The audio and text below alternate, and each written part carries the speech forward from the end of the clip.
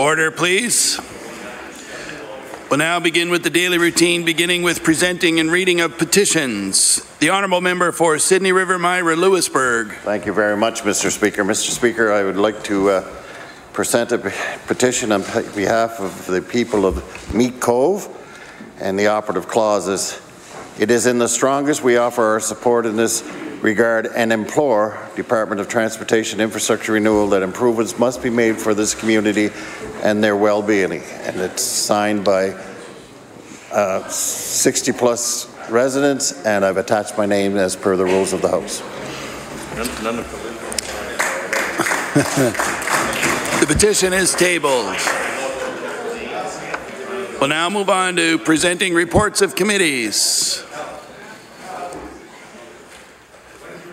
Tabling reports, regulations, and other papers. The Honourable Premier. Speaker, I want to table a report to the Legislature called Reflections of the Action Task Group. Mr. Speaker, it's regarding the Nova Scotia Home for Coloured Children's Restorative Inquiry. The report is tabled. Statements by ministers. The Honourable Premier. Thank you, Mr. Speaker. Before I do a statement, do you mind if I do an introduction? Permission granted. I'd like to draw the attention of the host to the East Gallery. We're joined today by Tony Smith and Jerry Morrison. Many of you know Tony and Jerry. They are co-chairs of the Voices, which stands for the Victims of Institutional Child Exploitation Society, and they're also members of the Council of Parties. And I would ask them both to stand and on behalf of all the members of this House, I want to express my great appreciation to both of you for your continued commitment to ensuring that everyone sees themselves in this province.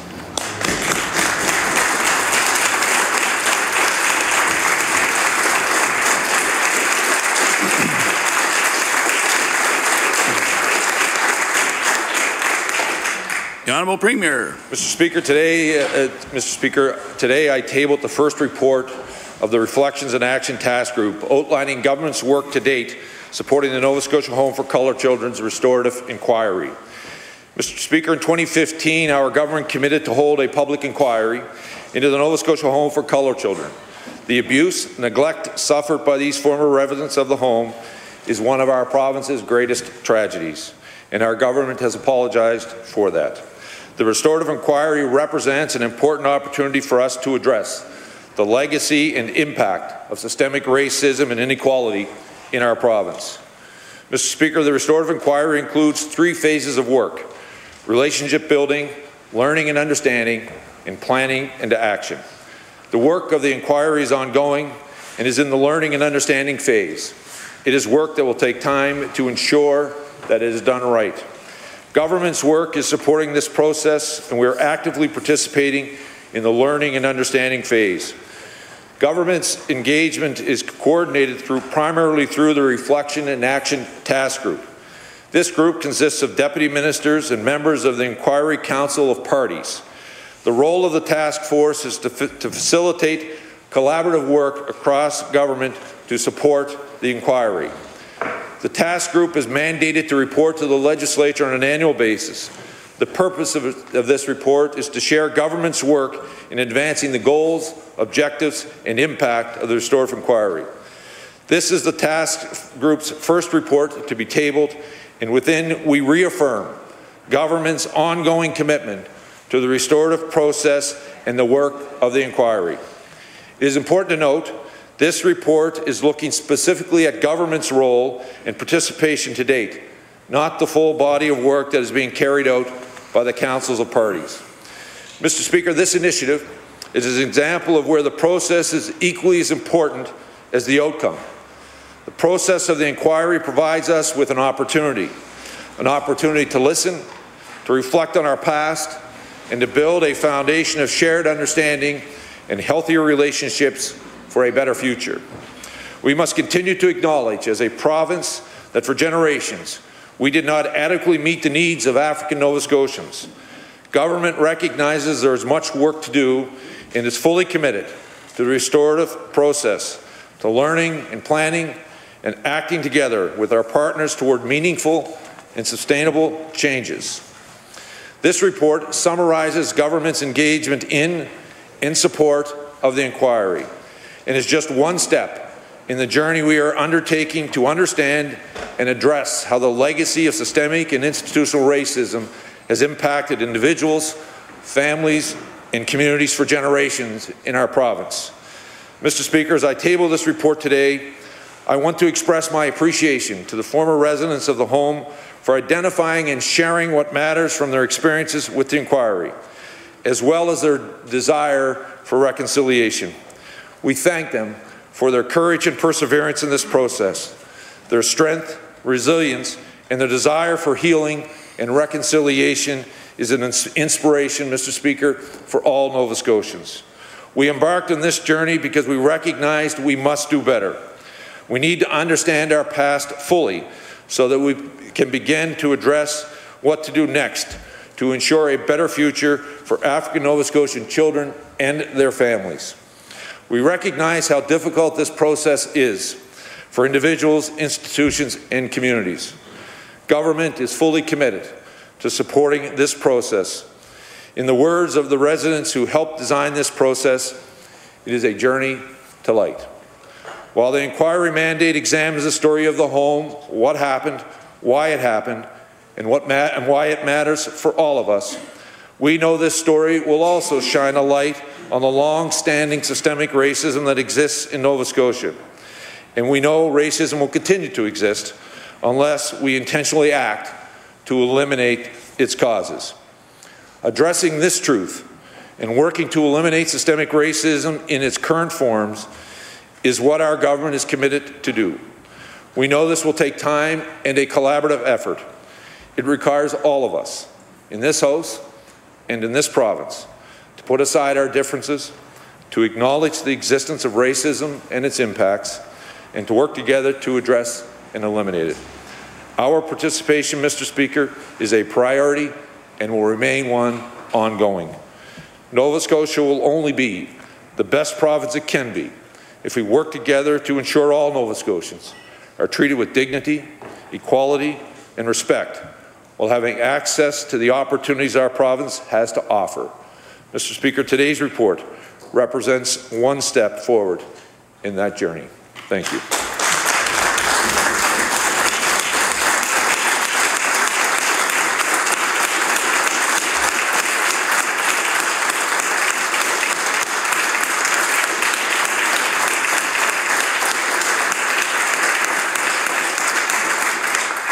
The Honourable Leader of the Official Opposition. Thank you, Mr. Speaker. Let me begin by thanking the Premier for providing me with a copy of his remarks in advance. I also want to join him in welcoming and thanking our friend Tony Smith, Jerry Morrison, the co-chairs of Voices, for joining us here in the House today. Mr. Speaker, members that have been here for the past number of years will recall the journey that Tony and the members of Voices have been on, both here in the House and across the province, as they decided to confront the story of the Home for Coloured Children, the abuse and neglect that happened there, and to seek reconciliation. They showed great courage and bravery to bring such a tragic and personal experience to public light, Mr. Speaker. Their continuing bravery in looking for their voices to be heard, for reconciliation to happen, and for real action to come out of the events at the Home for Coloured Children deserves the tribute that the Premier and all MLAs are providing today as he tables the first report. Mr. Speaker, I would like to say in response that I believe all of Nova Scotia needs to go down that same road, needs to show the same courage and bravery as Tony and the members of Voices have shown, to also confront the awful story of what happened at the Home for Coloured Children, to also seek understanding and reconciliation and commit ourselves to real action. Mr. Speaker, their story is not just a story of the Home for Coloured Children, it is a story for all of Nova Scotia. We are all in this together, and I hope that through this process that becomes clear. Mr. Speaker, unfortunately and sadly, the story of the Home for Coloured Children is not a story of individual abuses and neglect. It is also a story of systemic racism. The residents are confronting that, Mr. Speaker, through this process. All Nova Scotians must confront it as well. I know it is a difficult thing for us to talk about, but it must happen. And now it is happening, Mr. Speaker. Nova Scotia has a great history. It has many chapters, but some of those chapters are not so great. And it's time that we read those chapters, Mr. Speaker, and learned the lessons from them. This process is a difficult one. It starts with learning and understanding. That is a process not just for the former residents, but for all Nova Scotians. It moves on to relationship building. Again, Mr. Speaker, that is a process for all Nova Scotians. And it will conclude with planning and action. That, too, Mr. Speaker, should be a commitment of all Nova Scotians. It is a difficult process, I know. And I want to assure you, sir, and the visitors in the gallery, and all Nova Scotians, that the Progressive Conservative Party is committed to seeing all of those steps through, Mr. Speaker. Indeed, we'll be meeting with members of the Restorative Inquiry Board in the days ahead, Mr. Speaker, to make sure that we're doing our part, as I know all parties are, to take this province down this road. Mr. Speaker, this is the House where the voices of all Nova Scotians come together, or it should be. And I know that every member will agree with me that we, members of this House, have more work to do in our political parties and on the floor of this Assembly to make sure that truly the voices of all Nova Scotians, whatever their background, whatever their religion, whatever their colour, Mr. Speaker, are represented on the floor of this House.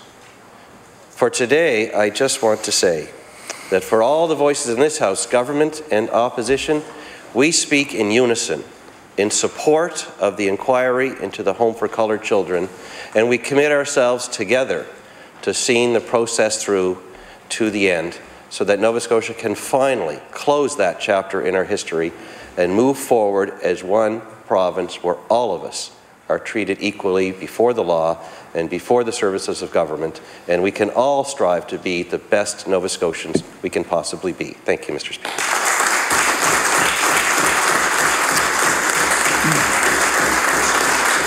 The Honourable Leader of the New Democratic Party. In the New Democratic Party, we commit ourselves to the path of understanding and to the struggle against systemic racism and to the goals which have been enunciated and articulated by the Premier and by the Leader of the Opposition. And we would, in our party, wish for many positive doors to be opened by the report that has been tabled today and by the ongoing work that it reflects and represents. Thank you.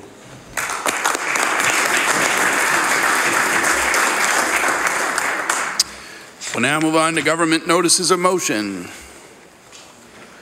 The Honourable Minister of Acadian Affairs. Monsieur le Président, à une date ultérieure, je demanderai l'adoption de la motion suivante. Attendu que le 24 septembre avait lieu le 3e départ collectif de l'événement cycliste Grand Fond d'eau dans la région de Clare, attendu que l'événement de cette année a remporté un succès retentissant avec 917 cyclistes passionnés qui ont participé aux différentes courses, et attendu que pour cette 3e année d'affilée, cette manifestation sportive et culturelle a permis à des centaines de jeunes de découvrir la culture acadienne et l'hospitalité de la région de Clare, tout en participant à une activité récréative en plein air et bonne pour la santé. Par conséquent, il est résolu que les députés de l'Assemblée législative se joignent à moi pour féliciter les organisateurs et les 130 bénévoles du 3e Grand Fond d'eau pour leur travail ardu et leur dévouement en vue de créer un rendez-vous unique au succès retentissant. Monsieur le Président, je demande l'adoption de cette motion sans préavis et sans débat. I hereby give notice that on future day I shall move the adoption of the following resolution. Whereas September 24 was the date of the 3rd Grand Fond d'eau Mass Start cycling event in the Clare region, and whereas this year's event was a resounding success with 917 cycling enthusiasts taking part in various races, and whereas for its 3rd consecutive year, the sporting and cultural event has allowed hundreds of people to discover the Acadian culture and hospitality of the Clare area while participating in a healthy outdoors recreational facility. Therefore, be it resolved that members of the House of Assembly join me in congratulating the organizers of the 3rd Grand Fondo as well as the 130 volunteers involved for their hard work and dedication to make this unique event a resounding success. Mr. Speaker, I ask for waiver of notice and passage without debate. There has been a request for waivers. Is it agreed? It is agreed. Would all those in favour of the motion please say aye. Aye. Contrary-minded, nay. The motion is carried. The Honourable Member for Halifax Atlantic on an introduction. Mr. Speaker, I'd like to make an introduction in the East Gallery today. Mr. Speaker, I'd like to introduce Mary Frances Lynch. Mary Frances, who has experience in community outreach, including consulting with the Ecology Action Centre in the renewable energy field. I was lucky to actually poach her a couple of years back, and she now works as our community outreach officer in Spryfield. So good to have you here today, MF, and I ask that the House give her a warm welcome.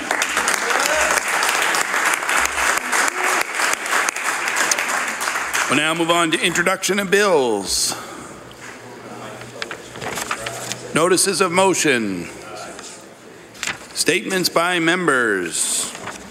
The Honourable Member for Pictou West. Thank you very much, Mr. Speaker. Mr. Speaker, I stand today to recognize the ingenuity of the Monroe family who own and operate Bramble Hill Farm.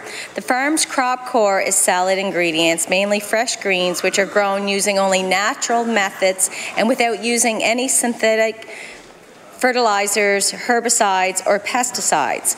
Kathy is the farmer in the family and is no stranger to hard work and dedication.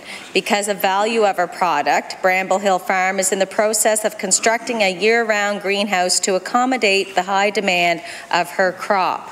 Mr. Speaker, I wish to acknowledge Bramble Hill Farm for providing our community with an alternative and wish them continued success. Thank you.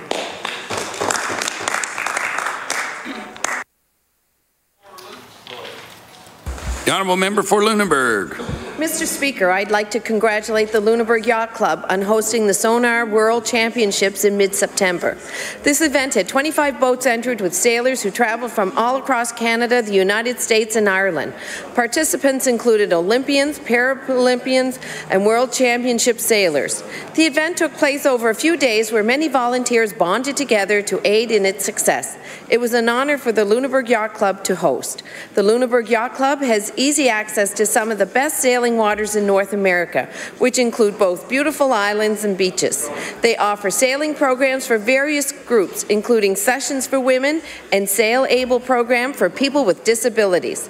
Mr. Speaker, I would ask that you and the members of this House of Assembly please join me in congratulating the Lunenburg Yacht Club on the success of the Sonar World Championships. Thank you, Mr. Speaker. The Honourable Member for Cole Harbour Eastern Passage.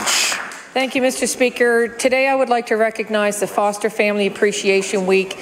In fact, is October the 15th to the 21st. Foster Parent Appreciation Week is a time to thank those who provide loving homes for foster children, many of whom have special needs. Foster parents are needed in all regions of our province on a part-time and a full-time basis. To date, there are over 603 foster families around the province and counting, but we need more of them. They provide loving homes to those who are desperately in need, and I would encourage anyone who has the time or the heart to do so to reach out. Nova Scotia has temporary housing for these children, but they have different makeup, and what children need most of all is love. It is so important that we recognize these special individuals who open their hearts and their homes to children and thank them for their countless hours of selfless involvement with this province youth. Thank you, Mr. Speaker. The Honourable Member for Dartmouth North. Mr. Speaker, on Wednesday night, the community of Dartmouth North came together in a wonderful, hopeful way for the 19th annual Walk Against Violence. The walk is to remember Jason McCullough, a Dartmouth North resident who in 1999 and at the age of 19 was shot and killed walking home early in the morning. About 200 residents of all ages, many dedicated members of the Halifax Police Department, including Sarge, the police horse, and many dogs walked together for an hour through the streets of North Dartmouth. We made a stop at Jason McCullough Memorial Park for a short reflection and then gathered at the Dartmouth Boys and Girls Club for poems and thoughts offered by several youth, a candle ceremony led by Jason's mother and brother, and some music and snacks. Though the reason for the walk is a sad and somber one, it is a terrific expression of community, where people come together in hope, strength, and solidarity. In a community that does suffer a stigma of being violent and rough, the annual walk brings out people who work actively toward peace by sharing concern, love, and care for their neighbours and community, and I'm privileged to live among such incredible people. Thank you.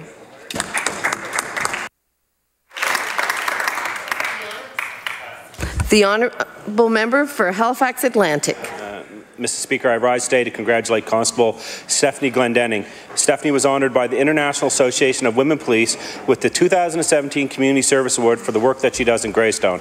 Stephanie has served with the Halifax Regional Police for the last 22 years and spent the last 3 as the Community Response Officer in Greystone. She was invited to the International Association of Women Police Conference in Australia this September to receive her award. Stephanie is a single mother with 2 young boys and still manages to look after her family while giving so much to the residents of Greystone. She and her boys are often seen at the events in the community, and Stephanie feels that being a single mother helps her understand many of the issues our residents face. She is well known throughout the community and highly respected by the residents of Greystone. They feel comfortable reaching out to Stephanie if they need help. Mrs. Speaker, I would like to congratulate Stephanie on her international award and also thank her for everything she does for the residents of Greystone. She certainly is deserving of the recognition that she has received. Thank you, Mrs. Speaker. The honourable member for Dartmouth East. Thank you, Madam Speaker. The Order of Nova Scotia is our province's highest honour, and this year Dartmouth East's own Bradford J. Barton will be a recipient of this honour. He has devoted his career to making Nova Scotia a more vibrant, more equitable province. From teacher to department head, to principal, to supervisor, to senior management, he has pioneered integrating Nova Scotia schools and creating the foundation for inclusion of African Nova Scotian learners, educators, and curriculum. Mr. Barton has a reputation of giving generously of his time and wisdom. Many of today's African Nova Scotian leaders credit him with giving them the support and confidence to go on to higher education and professional careers. Madam Speaker, 1 minute is not near enough time to recognize all of Mr. Barton's accomplishments. I ask my colleagues to join me in congratulating him.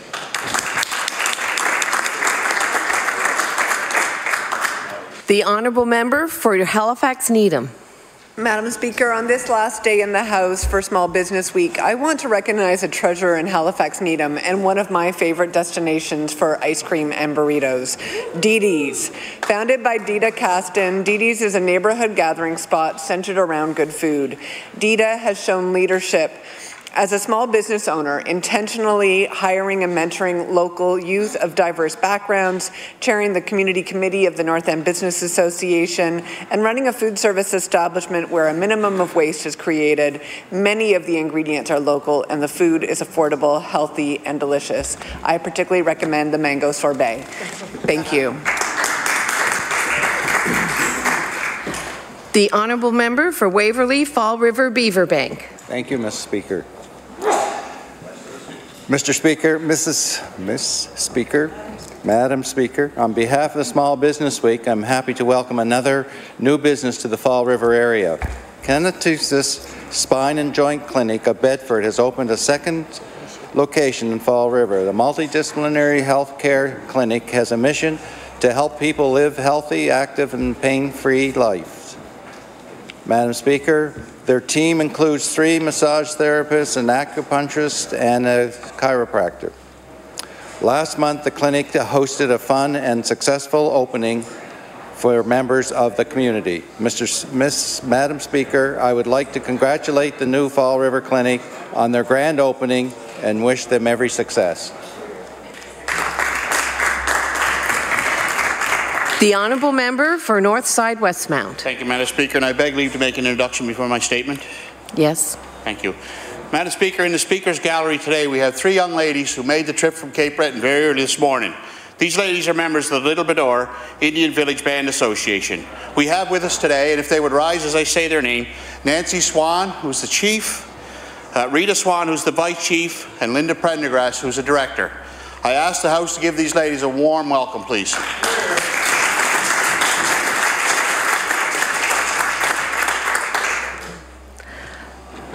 The member for Northside Westmount. Thank you, Madam Speaker. I rise today to congratulate Donald Squarey, who has been painting abstract art for the last 25 years and always dreamed of opening his own art gallery. Donald has opened the Neon Swamp Gallery in North Sydney to feature his art, pottery by Zitka Zagola, and wood carvings by Donnie White. Now Donald can devote his life to his love of the arts. I would like to take this opportunity to wish Neon Swamp Gallery success as Donald chases his dream. Thank you, Madam Speaker.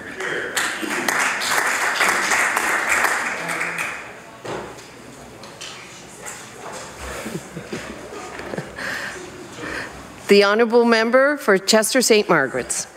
Madam Speaker, I rise to congratulate the Sou'wester Restaurant and Gift Shop in Peggy's Cove, which celebrated its 50th anniversary this summer. The Sou'wester began as a small 5-table tea room. It has been expanded over the last 5 decades to a 180-seat restaurant offering traditional maritime and seafood dishes. The Sou'wester is still run by the family of its founder, Jack Campbell. Under the leadership of Jack's son, John Campbell, the Sou'wester is a must for both locals and visitors. On August 27th, I joined John and dozens of family and friends who came to celebrate the anniversary. Madam Speaker, many visitors fail to grasp that Peggy's Cove is not a replica of a traditional coastal village. Rather, it is a living community, an authentic fishing village that is home to some 40 residents. The Campbell family is one of several families that through the generations have been faithful custodians of this Nova Scotian icon. Madam Speaker, I ask the members of the Legislature to join me in congratulating the Campbell family's Sou'wester restaurant on the occasion of its 50th anniversary. Thank you. The Honourable Member for Cumberland North. Thank you, Madam Speaker. During this last day of Small Business Week, I'd like to recognize a fairly new local eatery called Victorian Fare. This summer, they celebrated their first-year anniversary. It has brought diversity and a culinary world and culture to Amherst. As champions of international cuisine, Juan Lee from Asia, Melanie Mountain, a retired Canadian naval officer, Donna Gogan, a longtime friend from Jamaica, and Rita Al-Khoury from Lebanon are working together as business owners and entrepreneurs to bring Jamaican dishes, traditional Lebanese food, fine exotic teas, and Oriental food to the forefront of this newly owned business. These women, originating from different parts of the world, have come together to demonstrate diversity and inclusion. They are showing they can work as a team and enhance Amherst International Food Network.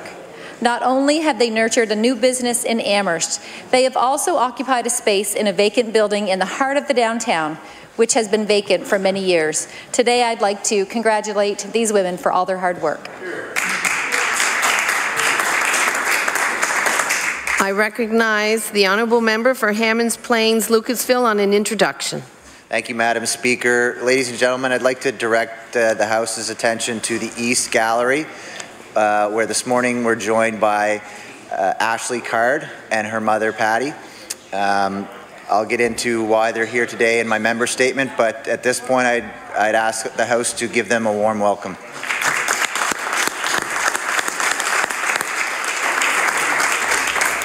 The Honourable Member for Hammonds Plains Lucasville. Thank you, Madam Speaker. Today I have the privilege of recognizing Ashley Card of Hammonds Plains, a member of Masqua Aquatic Club. Ashley's represented Nova Scotia at the 2017 Canada Games in Winnipeg. She won a gold, a silver, three silvers and a bronze medal, making Ashley the top medal winner for Nova Scotia.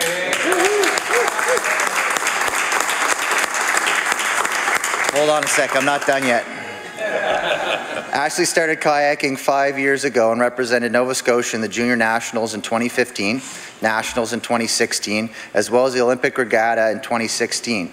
At 2016 Nationals, she won 5 golds, 1 silver, and 2 bronze. She just came back from Ecuador at the Pan Am Games, where she won a bronze, 3 silver, and a gold. She's clearly demonstrated her ability to rank with Canada's elite.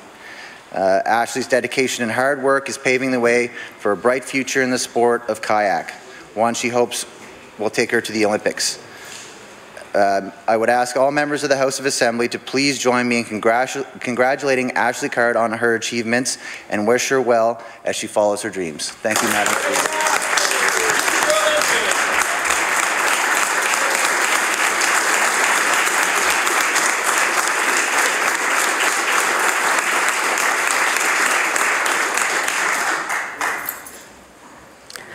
The Honourable Member for Pictou East. Thank you, Madam Speaker. October 15th to the 21st is Foster Family Appreciation Week. Foster Family Appreciation Week is a time to thank those who provide loving homes for foster children. And I'd like to say a special thank you to Mallory and Joey Dutai. Foster parents are needed in all regions of our province on a part-time and full-time basis. To date, there are 603 foster families across the province and counting. Nova Scotia needs more loving, nurturing, and safe temporary homes for children. Families have many different makeups, and what children need most of all is love. And Madam Chair, they sure get it from the Dutais. It's so important that we recognize these special individuals who open their hearts and their homes to the children, and that we listen to them when they have concerns as to how the system operates. I'd like to thank the Dutais for their countless hours of selfless involvement with this province's youth. Thank you, Madam Speaker. The Honourable Member for Clayton Park West.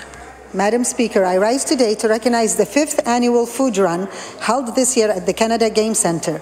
This event has grown drastically each year and has been a tremendous support for Feed Nova Scotia. It would not be possible without the participants, volunteers and employees of the Canada Game Centre. In their last event, the food run was able to raise over $3,519 in monetary donations, as well as 1,538 kilograms of food donations. It is anticipated that this year's food run will be the most successful yet. Madam Speaker, will the members of the House of Assembly join me to recognize the organizers and participants of the annual food run in support of Feed Nova Scotia? Thank you.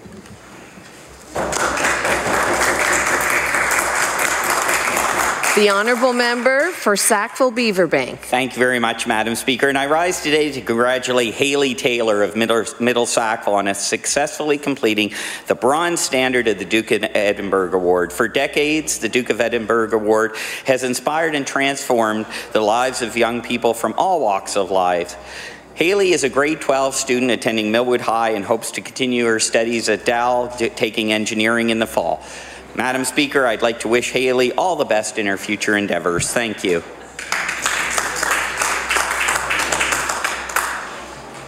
The Honourable Member for Kings South. Thank you, Madam Speaker. Madam Speaker, I would like to bring to the attention of the House of Assembly a Kings South country music legend, 82-year-old Chet Brown of Greenfield. Chet has won the Sounds Like Hank Snow contest an unprecedented 8 times. He has made numerous television appearances, and he was duly honoured by the province of Nova Scotia in 2003 for his remarkable contributions to charity, having performed in hundreds of benefit shows to raise funds to help those in need. Chet has been inducted into the Nova Scotia Country Music Hall of Fame and recently released his 9th recording. I ask members of the Nova Scotia Legislature to join me in congratulating Chet Brown for his tremendously successful country music career and in thanking him for all that he does to improve the lives of his fellow citizens. Thank you, Madam Speaker. The Honourable Member for Kings North. Madam Speaker, I wish to congratulate a young athlete in my riding who was chosen to represent Nova Scotia this summer at the Canada Summer Games in Winnipeg. Heather McLean, a grade 12 student, was one of 3 who made up the Nova Scotia female golf team. The young women were chosen for the team based on their results from a series of qualifying tournaments during the past 2 summers. Heather found it to be a difficult course and shot rounds of 81, 76, 79, and 83 for a total score of 329, leaving her tied for a respectable finish of 17th overall. Madam Speaker, I wish to congratulate Heather McLean and I'll give her all the best in her future in golf and academic endeavours. Thank you. The Honourable Member for Yarmouth. Thank you very much, Madam Speaker. Bill Curry's photo titled Milky Way over Port Maitland Beach recently earned him first place in the Outdoor Writers of Canada Communications Awards Scenery, Landscape and Plants category. He had taken the photo as part of his solo photography show held last fall in Yarmouth, which detailed the dark skies of the area, which is now designated as the first North American site certified as a UNESCO Starlight tourism destination, something we're all very proud of. Mr. Curry runs Bill Curry Photography out of his gallery and studio in Port Maitland in Yarmouth County, and his work has appeared in tourism promotional pieces, Canadian and European newspapers, the New York Times, the Boston Herald, the Nova Scotian, Saltscapes magazine, and has been used by several universities and NASA to illustrate various articles. His photos have won multiple awards from major photographic organizations, and he recently had 3 photographs included in the National Image Salon of the Professional Photographers of Canada, held in Ottawa earlier this year. Madam Speaker, I ask this House to join me in congratulating Yarmouth's Bill Curry on this impressive award and thanking him for sharing the beauty of our region with the rest of the world. The Honourable Member for Queens Shelburne. Thank you, Madam Speaker. During Thanksgiving weekend, the Liverpool Legion provided the venue for 40 people to enjoy wonderful food, company, and conversation. This gathering was unique in that half of the guests were new to the community, 3 international students, people from 4 provinces and 6 countries, and a vacationing couple from Pennsylvania who said they will always remember Liverpool, Nova Scotia because of that experience. This idea began when Councillor Heather Kelly registered for Engage Nova Scotia's Share Thanksgiving initiative. She and Councillor Brian Freilich felt that this would further create connections and a welcoming environment in the town. They hope to stage other events for newcomers in the future. Madam Speaker, I congratulate all of those involved for taking the initiative to make this event happen. Thank you, Madam Speaker. I recognize the member for Halifax Citadel Sable Island on an introduction. Madam Speaker, I beg leave to make an introduction. Granted. Thank you. Madam Speaker, in the East Gallery, we're welcomed here by the grade 9 class of Armbray Academy, and we also have their teachers here, John Stone and Jamie Langell. I would like to offer them the warm welcome of the House.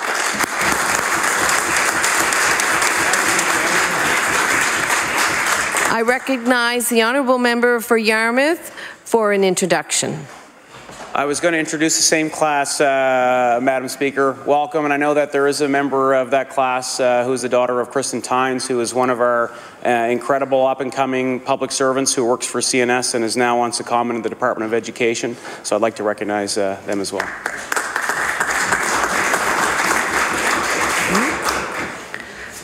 The Honourable Member for Lunenburg West. Thank you, Madam Speaker. Madam Speaker, many of us associate learning how to ride a bike as a kind of milestone in a child's life. For some, owning a bike is not possible. This is where the United Way of Lunenburg County comes into play. For the last 6 years, the United Way of Lunenburg County has run the Bikes for Kids program. Residents who have bikes that are no longer being used donate to the program. A team of volunteers, including students from the Nova Scotia Community College Lunenburg campus, work to refurbish the new bikes to get them ready for their new owners. To top it off, each recipient is also outfitted with a new helmet. This past spring, Madam Speaker, 62 bikes were given away. I'd like to acknowledge the work of the United Way and all its volunteers for their efforts in making sure that all of our youth have the chance to feel the freedom of riding a bike. Thank you, Madam Speaker.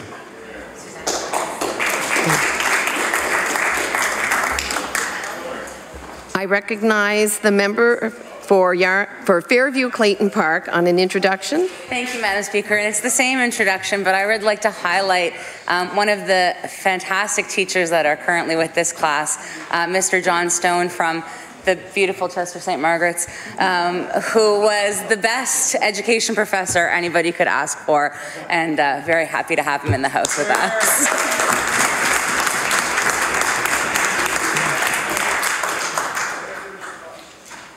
The Honourable Member for Colchester, Musquodoboit Valley. Thank you, Madam Speaker. I stand to acknowledge a small business called Mastodon Ridge. This business houses local art, local brewery, local market, local MLA. This business also has a Kentucky Fried Chicken and taco franchise. There's also a miniature golf course and a park for children to explore the age of the mastodon. An information centre on property to extol the area. I acknowledge the entrepreneur Bill Hay on what he has put in place and what he will put in place in the future at Mastodon Ridge. The Honourable Member for Bedford. Thank you, Mr. Speaker. I'd like to congratulate Eric Young on opening another location of the May Garden Restaurant in Bedford. On July 31st, Eric had a grand opening of this newest location. It's in the Mill Cove Plaza. It's a lovely dining hall, and I was pleased to be there for the opening along with our Immigration Minister and the Speaker of the House of Commons. Madam Speaker, I would be remiss if I didn't mention that Eric Young immigrated from Hong Kong in 1991. He bought a restaurant from his Aunt May and began adding locations. Now there are 4. Eric gives back to his community. He sponsors scholarships at both St. Mary's and Dalhousie universities. Pretty good for a young man who arrived in Canada with nothing 26 years ago. I'd like to congratulate Eric Young on opening his 4th May Garden and thank him for providing employment, delicious food, and supporting our young people. The Honourable Member for Cape Breton, Richmond. Thank you, Madam Speaker. Madam Speaker, small businesses create the basis for a flourishing economy. The motivation and drive of small business owners help to lay the building blocks upon which a community can grow. I remember fondly as a child growing up in Cape Breton, Richmond, small businesses like Morrison's Store and David's Meat Shop in St. Peter's, UJ LeBlanc's and the IGA in Arishat. I remember Stanley Pettipaw, who is a traveling butcher on Isle Madame, who came directly to your door with his panel-sided station wagon. It was absolutely fascinating. There was the Marybelle Store in Little Lance, along with the movie theatre in Port Hawkesbury, to name a few. These businesses helped to shape the core of our communities. The owners were hardworking and dedicated to sustaining their businesses and doing it all for the love of families and their community. Today, we see the growth and reshaping of small businesses that are the new pillars of our community. Madam Speaker, I am proud of the economic and social legacy that small businesses in Cape Breton, Richmond have left for us, but I am ever more proud of the small businesses and owners who continue to open their doors and manage to sustain themselves in today's economic climate. Madam Speaker, I ask the House to please share my acknowledgement as we celebrate small businesses throughout Nova Scotia. The Honourable Member for Kings West. Thank you, Madam Speaker. I rise here today to commend Cabela Johnson of Morden. Cabela is a 4-year-old girl who is raising money for her friend, 2-year-old Josie Forsyth Fleming, who is about to undergo her first stage of chemotherapy treatment for a rare, inoperable brain tumor. To raise funds, Cabela will donate a minimum of 8 inches of her hair to an organization that makes wigs for children undergoing chemotherapy. Cabela hopes to fill a jar with at least $250 to present to Josie and her family at a benefit scheduled for the 4th of November. As the MLA for Kings West, I would like to expand my best wishes to Josie and her family for successful treatment and recovery, and commend Cabela Johnson for her compassionate spirit. Thank you, Madam Speaker. The Honourable Member for Northside Westmount. Thank you, Madam Speaker. I rise today to salute the North City Business Improvement and Development Association for creating the Front Street Frolic. On 2 evenings during the summer, a portion of the main street was shut down to accommodate live music, a dance, local food, and 25 vendors. This multicultural event, which lasted from 6 to 9 p.m. each night, drew thousands of locals and tourists. I'd like to take this opportunity to thank all volunteers of the BIDA that made these events happen and rekindle the feeling of community here in North Sydney. Thank you, Madam Speaker. The Honourable Member for Truro, Bible Hill, Millbrook, Salmon River. Thank you, Madam Speaker. Following the death of her son, Lucas, in 2014, Shelley Austin of Truro continued on with Lead With Your Heart, a mental health program that Lucas and his girlfriend were developing. October 21st marks the 3rd year of this program, and it has held a special fundraising event each year for mental health programs. It has raised more than $16,000 each year and continues to keep creativity involved, supporting a local CMHA artworks program called Outsider Insight and local monthly gatherings for people with mental health issues. It also supports programs for children and adolescents at Lang House in Halifax. And Madam Speaker, I can't stress enough the importance of government supporting and investing in our mental health programs and peer support. Thank you very much. The Honourable Member for Antigonish. Thank you, Madam Speaker. During Small Business Week, the Antigonish Chamber of Commerce hosts its annual Antigonish Business Gala and Awards Night. The Chamber asks for nominations from the community for its 5 awards. Madam Speaker, the Chamber's Ian Spencer Excellence in Business Award is in recognition of former St. FX University professor Ian Spencer's commitment to bridging the gap between business and the community. Businesses nominated must have demonstrated successful business practices and strong corporate responsibility and community service. This year, nominees for the Ian Spencer Excellence in Business Award are Alva Construction, Antigonish Cement Finishing, Antigonish Evergreen Inn, and The Casket. Mr. Speaker, I'd like to take this opportunity to congratulate all the nominees for this year's Ian Spencer Excellence in Business Award. Thank you. The Honourable Member for Pictou Centre. Mr. Speaker, the performance of the goaltender is often the difference between winning or losing the hockey game. Last Saturday, I had the pleasure of joining the Speaker of the House at the Pictou County Wellness Centre to watch his son Jackson play his first Pee Wee AAA game for the Cole Harbour Wings. This Ken Dryden lookalike continued to frustrate the opposition with his consistent execution in an efficient, crisp and clear manner. Murphy stood tall, making numerous skate saves, 2-pad slides, blocker, glove and stick saves to pick up his first win at an elite level. Goaltending is the most important position on the ice and often the position most responsible for success. Murphy's good reflexes, ability to read and react and challenge shooters will keep him playing at an elite level for many years to come. Thank you, Mr. Speaker.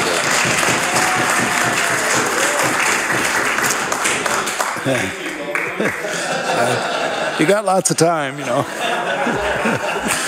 The honourable member for Halifax Needham. Speaker, I want to recognize the contributions and accomplishments of Jason Bruce, better known as Jay Brew.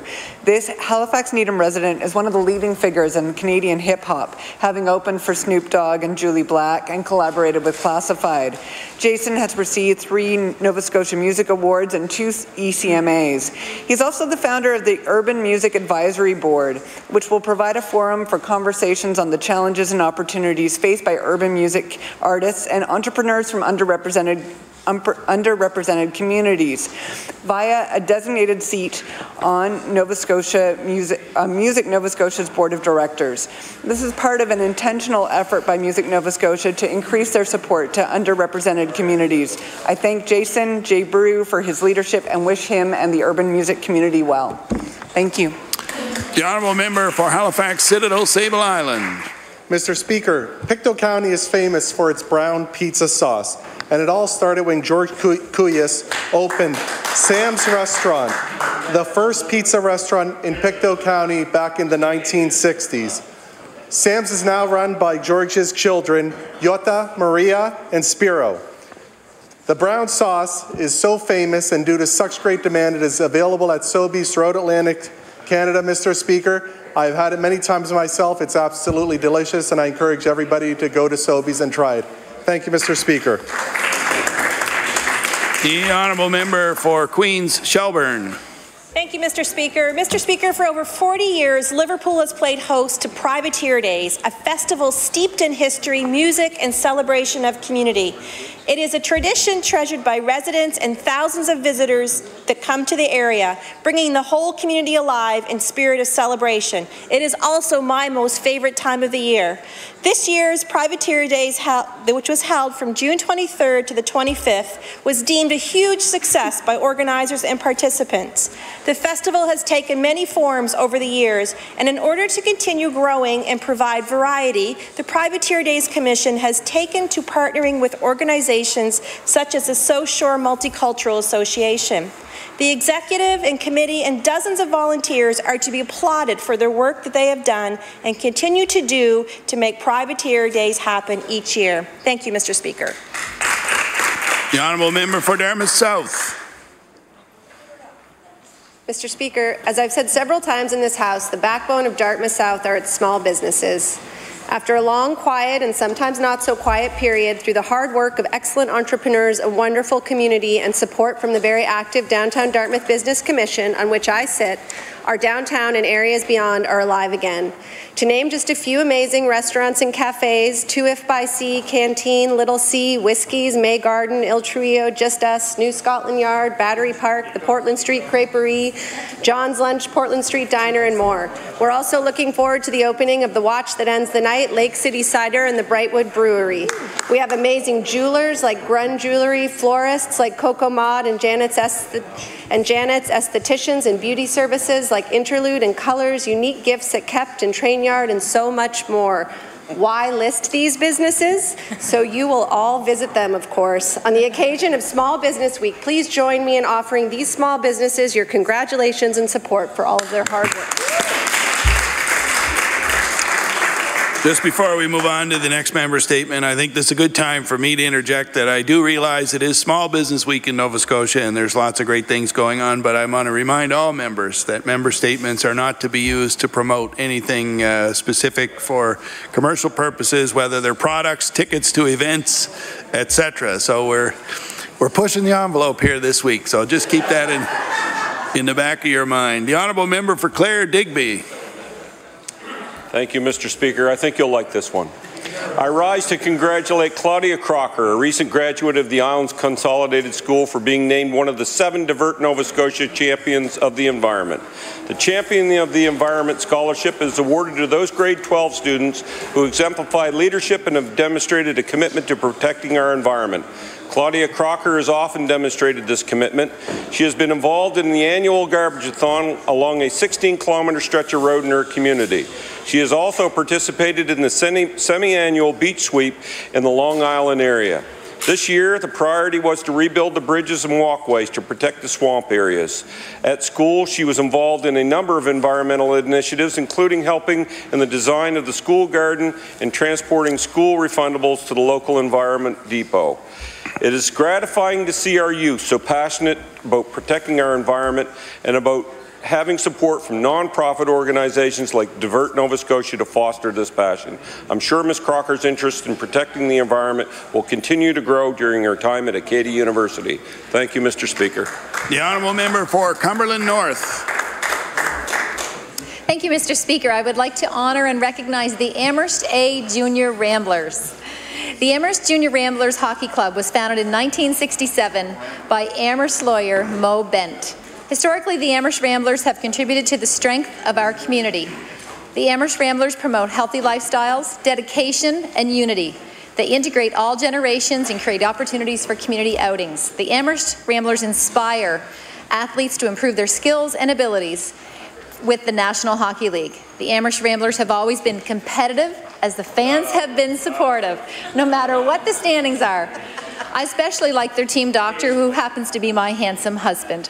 I am proud of these young athletes and wish to cheer them on to a successful season. The Honourable Member for Halifax Armdale. Mr. Speaker, on September 12th, I participated in a one-of-a-kind fundraising event, CAMSA's 3rd annual Captains and Cooks. This was an unforgettable experience showcasing the best of Halifax's food, scenery, and hospitality. The morning started with a reception at the Royal Nova Scotia Yacht Squadron and a delightful sail from the Northwest Arm to the Halifax Harbour. It was a privilege to be treated to a cruise on a very special vessel aboard the HMCS Moncton, captained by Lieutenant Commander Hodgson, and to meet the crew and even don the ship's firefighting gear to really get a sense of their challenging role at sea. Best of all, the day's fundraising activities helped support 3 worthy local causes: We Care Developmental Centre, Pathways to Education, and Veterans Emergency Transition Services. I want to thank CAMSA, an industry leader in trade finance for over 15 years, and President Carol Ann Miller for supporting local charities and commitment to the local Halifax community. The Honourable Member for Timberley Prospect. Thank you, Mr. Speaker. I would like to congratulate Petra Spires of Hubli. Thanksgiving weekend, Petra joined hundreds of runners in the 25th anniversary Valley Harvest Marathon in Wolfville. With a time of 3 hours, 38 minutes and 1 second, Petra placed 3rd in the women's division and 19th overall. Petra, a grade 5 and and 4 teacher at Burton Ettinger Elementary School and a busy mom with a large family, sets a wonderful example of discipline and determination to her students and her children. I would like the members of the House to join me in congratulating Petra on her achievements and wish her all the well in the future. Thank you, Mr. Speaker. The Honourable Member for Waverley Fall River Beaverbank. Thank you, Mr. Speaker. In 2012, the Fall River and Area Business Association, known as FRABA, was founded. Community members and small business recognized the need for local associations to help promote, support, and be a voice for the small business in Fall River and the surrounding areas. The growing association has over 150 members now. Through the association, members are provided information on issues involving businesses in this area, marketing, networking, educational opportunities, yearly business expos, meet and greets, and opportunities to give back to the community. This association supports our local businesses and encourages the members and residents to support our local businesses. I would like to congratulate FRABA on their growing success and thank them for their community support. Thank you, Mr. Speaker. Thank you very much. We'll get ourselves ready for oral questions put by members to ministers.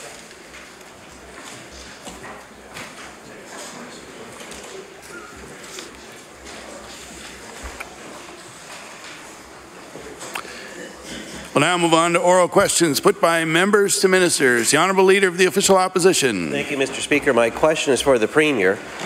Halifax residents pay the 3rd highest power rates in all of Canada, Mr. Speaker, according to a recent survey of Canadian cities. I'll table that survey for the benefit of the House. Of course, all Nova Scotians pay among the highest power rates in the country, and they are wondering if the Premier's new cap-and-trade system will add even more to the price of electricity. Mr. Speaker, they deserve a straight answer to a straightforward question. Will the Premier's new cap-and-trade plan add to the cost of electricity in Nova Scotia? The Honourable Premier. Mr. Speaker, I want to thank the Honourable Member for the question. As we've said many times in this House, for over a decade, Nova Scotians, through their energy, have continued to reduce greenhouse gas production. Part of that has that is part of the reason why we've seen the escalation in the price of electricity in this province, Mr. Speaker. I've been saying now for 3 years that Nova Scotians already pay carbon tax. It's embedded, quite frankly, in the cost of electricity in this province. It's why we went and made the case with Ottawa that you need to recognize the hard work of ratepayers and all Nova Scotians, and that's why we have a cap-and-trade system in our province that will allow those credits that are in this province that belong to Nova Scotians to be used to smooth out across other sectors. The Honourable Leader of the Official Opposition. Well, I tried, Mr. Speaker. It was a straightforward question. I was looking forward to a straightforward answer. Of course, Nova Scotians know that their power rates are already high because they contain an embedded price on carbon, as the Premier pointed out. Yet the Premier won't tell them if his cap-and-trade plan will cost them even more, Mr. Speaker. His plan doesn't even tell us if it will actually help the environment in the end.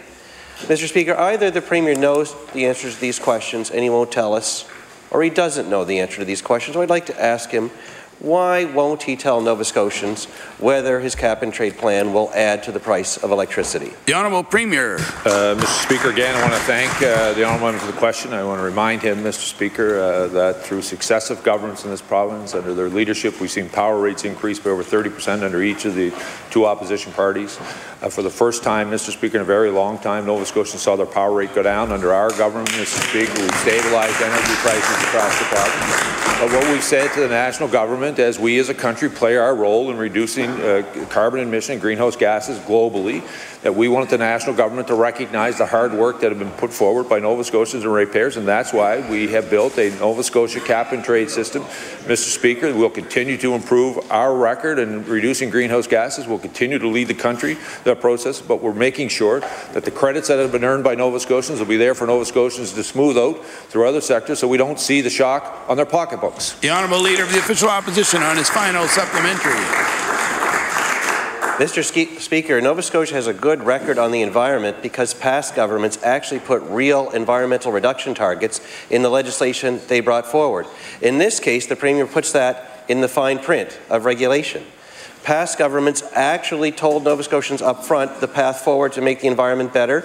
Mr. Speaker, this government puts the cost in the fine print.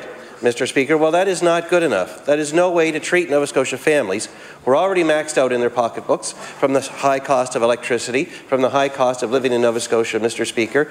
They want to know if they're going to be asked to do even more, but the Premier leaves that in the fine print. So I would like to know, why is the Premier hiding all of the important information about his cap-and-trade plan in the fine print instead of showing it to the people of Nova Scotia here on the floor of this House? The Honourable Premier. Mr. Speaker, again, I want to thank the Honourable Member for the question. It sounds very much like the Honourable Member is championing a carbon tax, Mr. Speaker. Well, then, let me be very clear to the Honourable Member. He may think that he wants to actually put a tax on power and other commodities in this province. That is not something we're prepared to do. We're going to stand with Nova Scotians who, for the last decade, have continued to reduce their greenhouse gas production in this province. Matter of fact, leading the country, Mr. Speaker. Let me tell you that again. Leading the country, and we'll continue to reduce our greenhouse gas production. What we said to the federal government, though, we want that work recognized. We want to make sure that you fully understand that Nova Scotians have been ahead of the game, and we want to use those credits to smooth out across to ensure that we don't see the sticker shock in the pocketbooks. I will not endorse the position of the Leader of the Conservative Party who is promoting a carbon tax for Nova Scotians. The Honourable Leader of the New Democratic Party. Thank you. My question for the Premier concerns the health accord. A new report from the Nova Scotia Health Coalition finds that the health accord negotiated with the federal government last December will end up costing Nova Scotia close to $1 billion over the next 10 years because the Premier agreed to an escalator clause that falls so far short of the 5.2% required to ensure the federal government pays its proper share. Mr. Speaker, the Premier was adamant at the time that this was a fine and fair deal for our province. Will he now admit that there's mounting evidence he was wrong? The Honourable Premier. Mr. Speaker, again, I want to thank the Honourable Member for the question. He would know, Mr. Speaker, that when he was in government last, that escalator clause was negotiated with his Premier and the federal government, the former Conservative federal government, Mr. Speaker. The starting point, Mr. Speaker, when we came in was that very point. But we went and negotiated to ensure that there were hundreds of millions of dollars added to ensure that we dealt with the costs, escalating costs in home care, which we're very proud as a province that we've continued to reduce home care waitlists in this province. And Mr. Speaker, there's also additional funding in that health care accord to adolescent mental health. Order, please. The Honourable Premier has the floor. Thank you, Mr. Speaker. Again, I think it's sensitive to them, the fact that the deal that they're referring to is the one that was negotiated by their former leader with the former Conservative Party. What this party did, went to Ottawa and negotiated for more money for home care, more money for adolescent mental health, Mr. Speaker, and we're going to continue to stand up and work with Nova Scotians to ensure they have access to primary health care. The Honourable Leader of the New Democratic Party. Thank you. We have communities holding Chase the Ace events so that they can buy lifts for their hospitals. We have nursing homes making cuts in diet and programming. And just this weekend, we have 6 emergency rooms across the province that are closed. The Health Coalition reports that the money Nova Scotia failed to negotiate in the Health Accord would have paid for 396 physicians. So I want to ask the Premier, why did he negotiate a deal that put us so far behind the 8 ball for dealing with the health care crisis? The Honourable Premier. Mr. Speaker, the deal he's referring to, Mr. Speaker, the base of that deal was committed to by that government. Thank God Nova Scotians booted them out, Mr. Speaker, because we would have been accepted with that. Now, on top of that, Mr. Speaker, the fact of the matter is we continue... Order, please. Order, please. The Honourable Premier. Speaker, that deal was negotiated by that government with the former... The Honourable Premier. Speaker, that deal was negotiated by that government, Mr. Speaker, with the former Conservative government. Order, please. I'll ask the Honourable Member for Sackville-Cobequid to come to order. The Honourable Premier. Thank you, Mr. Speaker. He knows that that deal was negotiated by that party with the former Conservative government, and order, we added please. to... I will ask the Honourable Member for Sackville-Cobequid to excuse himself for the balance of question period. The Honourable Premier. Mr. Speaker, the Honourable Member knows. Mr. Speaker, the Honourable Member knows the deal he's talking about was negotiated by that government with the former Conservative government. We negotiated on behalf of the people of Nova Scotia to have hundreds of millions of dollars added to that deal for home care, Mr. Speaker, which is a priority for our government, which continue to reduce the home care wait list, to provide supports at home for seniors where they want it. Mr. Speaker, we've continued on top of that, Mr. Speaker, to ensure that we have funding for adolescent mental health, and we'll continue to make sure that we provide the services for Nova Scotians. The Honourable Leader of the New Democratic Party. Mr. Speaker, I do hope that the Premier will not be looking to us to provide him with a reference as a history teacher. Now, few, if any, government decisions will have negative consequences as long-lasting in our communities as the Premier's negotiation of a health deal that does not account in its fundamentals for the realities of our older and our rural population. I ask the Premier, what justification can he offer for the suffering that will be caused by his having left $1 billion on the table in the Accord? The Honourable Premier. Mr. Speaker, again, I want to thank the Honourable Member for the question. Again, I want to remind the Honourable Member, Mr. Speaker, that the deal he was referring to was one that was negotiated by his party, that we've enhanced, and the very people he's referring to, Mr. Speaker, there's over $150 million additional, Mr. Speaker, for home care, where the Honourable Member should know. I think he would know that Nova Scotians want to receive that care at home as long as possible. Our government has continued to invest in that, Mr. Speaker, in home care. We've continued to invest and adolescent mental health, Mr. Speaker. And it is important for us all to remember history, Mr. Speaker. Remember the fact our starting point was a $500 million hole that was left to us by the former government, who handed out corporate welfare more than any other government in the history of this province, Mr. Speaker. Where were they when it came to negotiating a health care accord? Where were they when it came to providing health services to Nova Scotians? Where were they when it came to investing in collaborative care across the... Where were they when we were required, Mr. Speaker, to replace the new hospital downtown? Where were they? They were silent, Mr. Speaker. Order, please. Just before we move on to the next question, I'm obligated to remind all members that the use of electronic devices is strictly prohibited during question period, including the taking of phone calls. So we'll now move on to the Honourable Leader of the Official Opposition. Thank you, Mr. Speaker. A few years ago, Oxford Frozen Foods took action to reduce their carbon footprint and help the environment by switching their plant from bunker C fuel to natural gas. This company made a significant investment in that transition, Mr. Speaker, expecting to experience real savings in their heating costs down the road. Mr. Speaker, the Premier's new carbon pricing plan puts all those savings at risk, Mr. Speaker, even though the company did exactly the right thing for its own self and for the environment. So I'd like to ask the Premier, how does charging them more under his cap-and-trade plan for doing the right thing make any sense? The Honourable Premier. Mr. Speaker, the premise of the question, Mr. Speaker, is completely wrong. The fact of the matter is, Mr. Speaker, we have an internal cap-and-trade system that we negotiated on behalf of all Nova Scotians, Mr. Speaker, that would recognize the hard work of Oxford Frozen Foods and all Nova Scotians over the last decade, and that credits that belong to Nova Scotia would be used, Mr. Speaker, to smooth out the impact on other sectors in our province. The Honourable Leader of the Official Opposition. Well, actually, Mr. Speaker, the premise of the question is absolutely right, because natural gas is one of the 20 industries identified by the Premier's own cap-and-trade plan to be covered, Mr. Speaker, including the customers of natural gas users like Oxford Frozen Foods. This company employs 400 people in Cumberland County. It is the largest private employer in the region, Mr. Speaker. It did everything right when it switched from bunker C fuel to natural gas. It reduced its emissions by 2/3 and secured those jobs in the long run, Mr. Speaker. Now, all of that is at risk because the Premier has brought forward a plan and they want to know whether they're going to have to pay more, Mr. Speaker. Why won't the Premier just tell the people that rely on this company for their employment whether they'll have to pay more or not? The Honourable Premier. Speaker, again, Mr. Speaker, I want to remind the Honourable Member again, I'm saying this now, this is, I think, his 5th question. The fact of the matter is we have an internal cap-and-trade system that recognizes the hard work of Nova Scotians, that we're leading the country in greenhouse gas reductions. We said to the federal government, we want that recognized. Other provinces are choosing to do things differently than we were here in Nova Scotia, but the results here are working. We want that recognized. We want to be able to build a system internally in our province that will allow us to take those credits and smooth them across other sectors to make sure.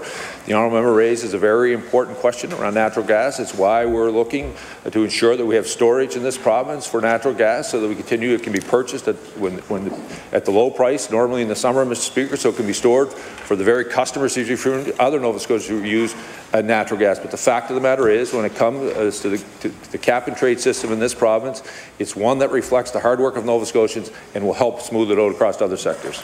The Honourable Leader of the New Democratic Party. Thank you. My question for the Premier is about rent control. Each time I've asked the Premier about this issue, he's referred to his government's rent supplement program. But only 1,280 households have been able to access rent supplements in Nova Scotia over the last 2 years. Relief from rising rents, on the other hand, is needed for more than 50,000 rental households in the province.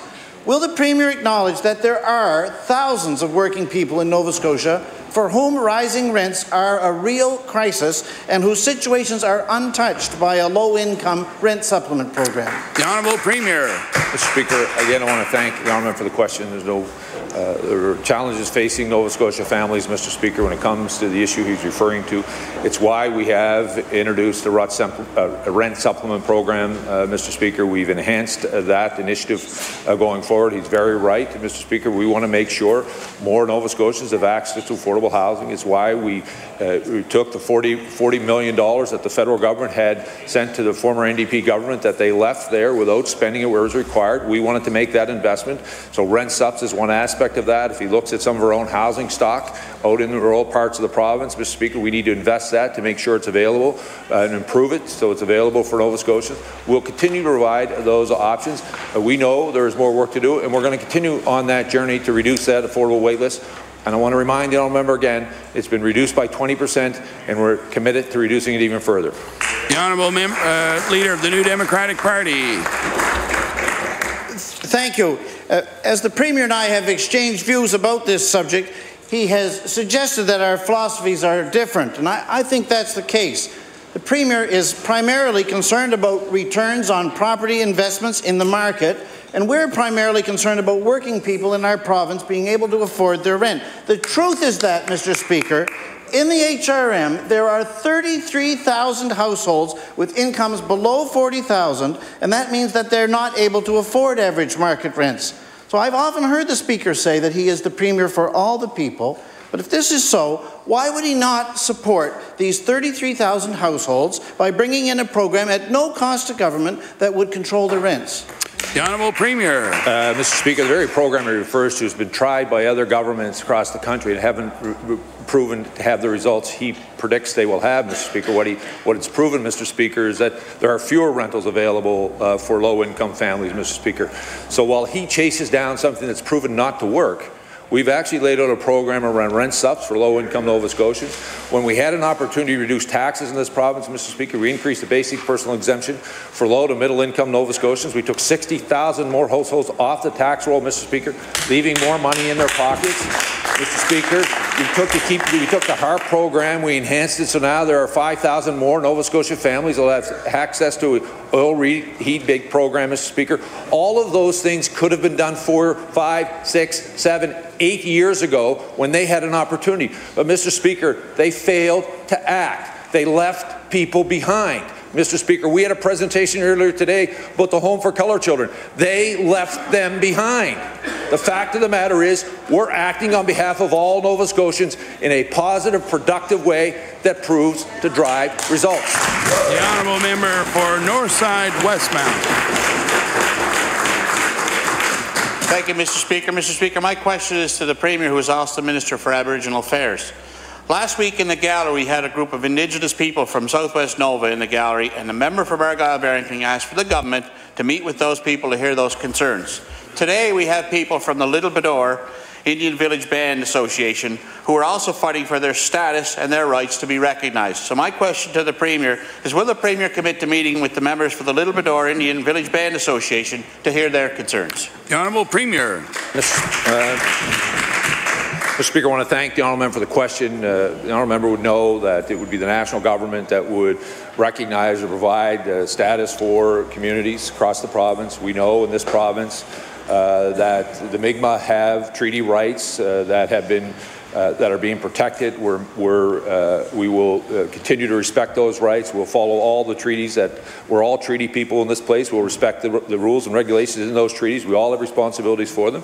As the honourable member asked the question, we, as he would know, and I said to the honourable member that I myself have not met with them, but I would be more than happy to have my staff from Aboriginal Affairs to meet, to go over this with your constituents, and I would make available to all members of this House an opportunity to sit down with members of my staff at Aboriginal Affairs to go through what's taking place within inside of our province, through the courts, through the treaties, to ensure that we all understand our rights and responsibilities attached to the foundation of this great country, which were the treaties that were signed with the Mi'kmaq all those centuries ago. The honourable member for Northside Westmount. Thank you, Mr. Speaker, and I appreciate that answer. These ladies are here in the gallery today, and I would like to be able to tell them, when would it be possible that we could have them set up a meeting with the members of his staff to see, so they could hear their concerns? The Honourable Premier. Thank you, Mr. Speaker. I will, after a question period, make arrangements to give a call. I don't know whether it can be done today, but if it is, I will arrange for that happening. I know they've come a long ways, and I would, if we could do it today, I'll try to communicate that. But if not, I will certainly make sure that we get an appropriate time that works for them.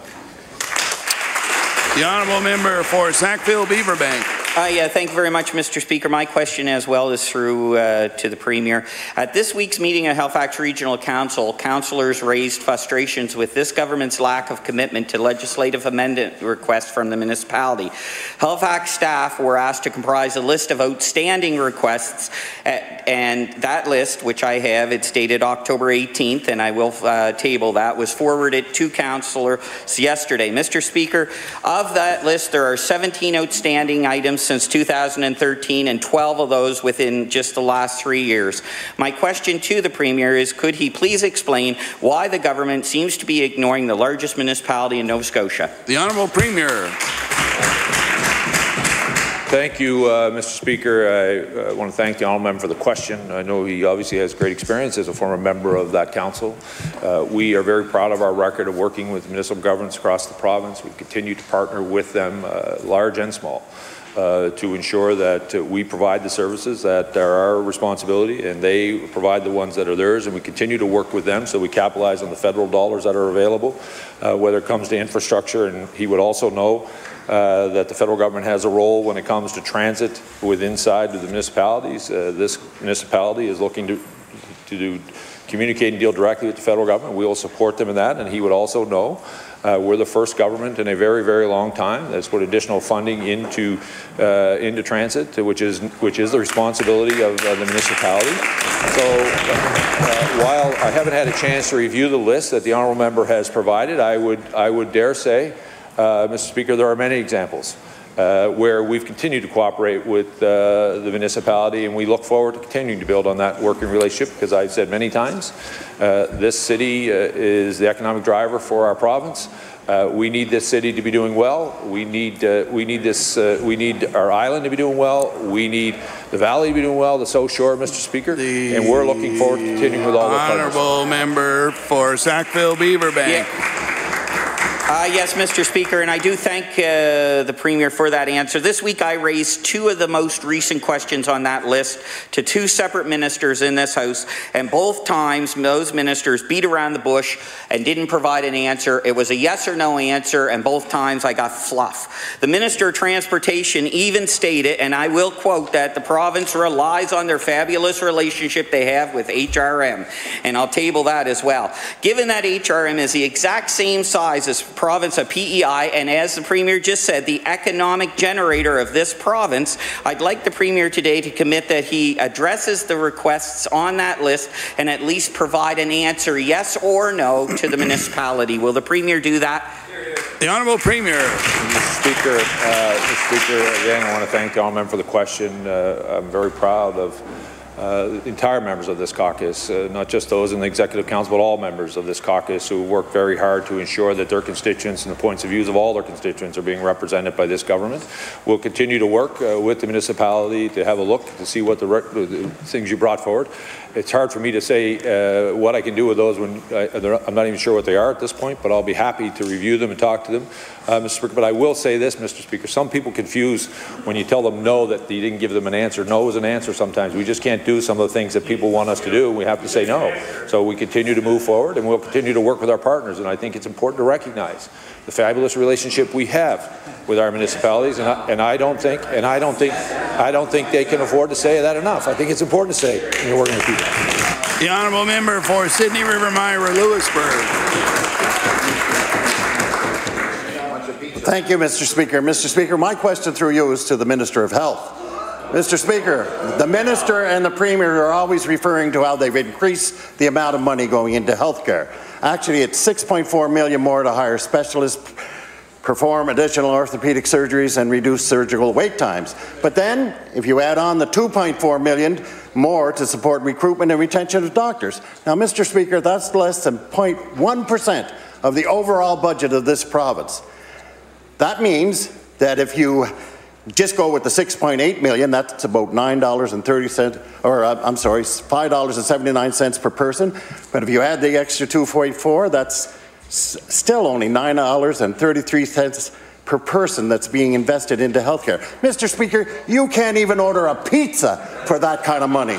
Now, my question to the Minister is, how will this investment, Mr. Speaker, will that help those who don't have a doctor today? The Honourable Minister of Health.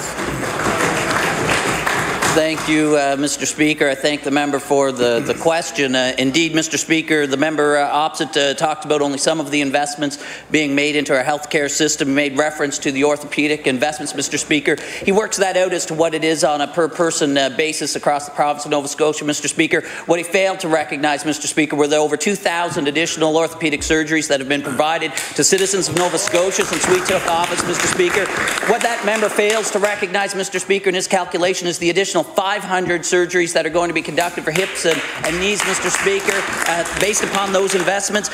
He forgets what the value, Mr. Speaker, not the dollars, but the value of quality of life to those people, those extra 500 people that those investments will provide hips and knees over this year. Thank you. The honourable member for Sydney River Myra Lewisburg. Mr. Speaker, what he fails to recognize is the very fact that there are thousands of people that don't have a doctor. He's talking about quality of life, then he should be worried about those people that don't have a doctor in this province. Mr. Speaker, in Sydney alone, we need 4 family physicians, 4 psychiatrists, 3 pathologists, 1 respirologist, a pediatrician, infectious disease specialist, orthodontist, a radiologist, and a child and adolescent psychologist. Mr. Speaker, if he is so concerned about the individuals and the quality of life of the people in the province of Nova Scotia, how come he hasn't provided 100,000 people with access to a real doctor? The Honourable Minister of Health. Thank you, Mr. Speaker, and I thank the member for raising this question. This line of questioning seems to be consistent with the questions yesterday. Indeed, yesterday, Mr. Speaker, the member yesterday... Order, please. Order, please. The Honourable Minister of Health. The member yesterday asked specifically about a news release from back in 2016 asking about the status. Mr. Speaker, this community, the extra, the announcement was about additional resources for primary care providers to join a collaborative team. Mr. Speaker, pleased to let the member know that both of the family physicians that were identified in 2016 have been recruited and are working in Cape Breton right now, Mr. Speaker. The nurse practitioner. Order, please. The honourable member for Sydney River Myra Lewisburg will come to order. I didn't get my pizza today. The Honourable Minister of Health.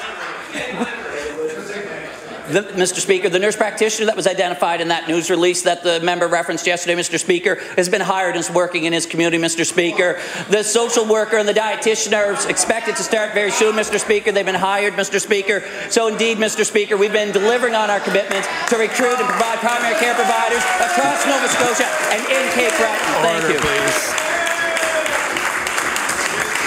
The honourable member for Truro, Bible Hill, Millbrook, Salmon River. Thank you, Mr. Speaker. My question today is for the Minister of Transportation.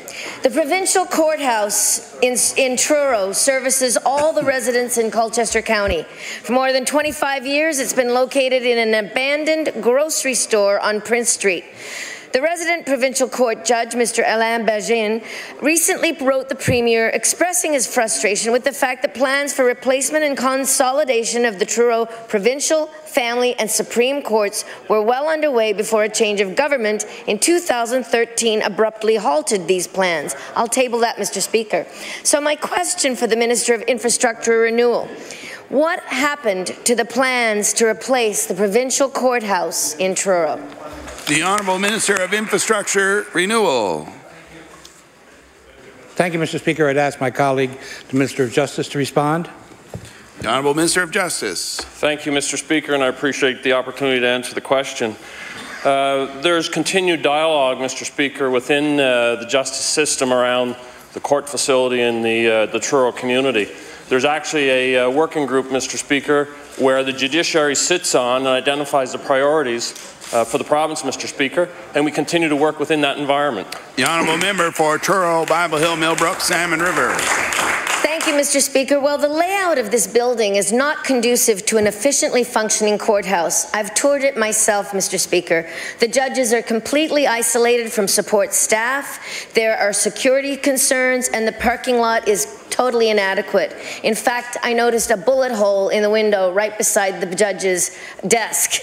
So, yet, in the fall of 2016, the province actually signed another lease to keep the courthouse in the abandoned grocery store for another 7 years, with an option for a further 5-year extension. So, Mr. Speaker, this is extremely disappointing and frustrating for the people of Colchester County, especially those who work at the courthouse, including the staff, who've been waiting for a new courthouse for years and years. So I asked the minister, why would the province sign a 7-year lease, another one, to keep the courthouse in an abandoned grocery store when the people of Colchester County need a new courthouse today? The Honourable Minister of Justice. Thank you, Mr. Speaker. As my colleague would know, when it comes to the construction of any new facility, whether it's a hospital or a courthouse or a school, there's planning that goes into those requirements and those processes, Mr. Speaker. In order to continue with the work and discussions that are ongoing, it was necessary to extend a lease that was about to expire. But I want to bring my colleague's attention to a point that my colleague referenced, that this courthouse has been on a list for years and years and years. It was on a list for 4 years when that colleague's government was in power, and nothing was done to the courthouse in Truro. The honourable member for Cole Harbour Eastern Passage. Thank you, Mr. Speaker. My question is to the Minister of Education. As everybody is aware, I have 2 different communities where we have a new high school coming in Eastern Passage, but we have a school review process that was participated in by hundreds of parents and teachers and students and community organizers. And the school process reached the point of the SOC making its recommendations to the school board. Mr. Speaker, the school board was tasked with producing a report of their own recommendations, but it was stopped at the last minute. Mr. Speaker, my question to the Minister of Education is, we're concerned that if we have to wait another couple of months for another report to come down, that there won't be time to implement any changes or recommendations that the school might have meant to implement. So the question is, would the Minister of Education be willing to meet with me and the principals of the schools affected to talk about the changes that might need to be made? The Honourable Minister of Education. Thank you very much, Mr. Speaker. It is important to clarify that the important work that the board and the community organizations that have provided in this report have done will not go to waste. This is simply putting a pause on school board reviews that don't entail facility replacements in order for us to ensure that they have a full understanding of pre-primary impact of spacing in those schools, and that we have a full understanding of the administrative structure that we have in our province, Mr. Speaker. These are key questions that need to be answered before we move forward with decisions that are going to impact facilities that will be there for, 30 plus years. Thank you. The honourable member for Cole Harbour Eastern Passage. Thank you, Mr. Speaker. So I'm going to ask the Minister of Education again if he will be willing to meet with me as well as the principals of the high schools and possibly the superintendent, because I don't get any other question asked for me more from the Cole Harbour sets of parents as to what's going to happen to their high schools as well as all of the feeder schools. They're afraid if they wait until after the report is released in December, since the House isn't sitting until March, that there won't be an opportunity to address all of their concerns, and where all three schools, high schools especially, offer different programs. Will the minister commit to meeting with me and the principals and the superintendent of schools? The Honourable Minister of Education. Thank you very much, Mr. Speaker. Of course, I'd be happy to meet with the member and representatives from the school administration in those areas. Thank you. The Honourable House Leader for the Official Opposition. Thank you very much, Mr. Speaker. My question is to the Minister of Health. EHS, the Pubnico base was one of the last EHS bases to actually transfer into the provincial system a number of years ago. And at the time, in the negotiation, it was to maintain its priority status amongst those bases in southwest Nova Scotia.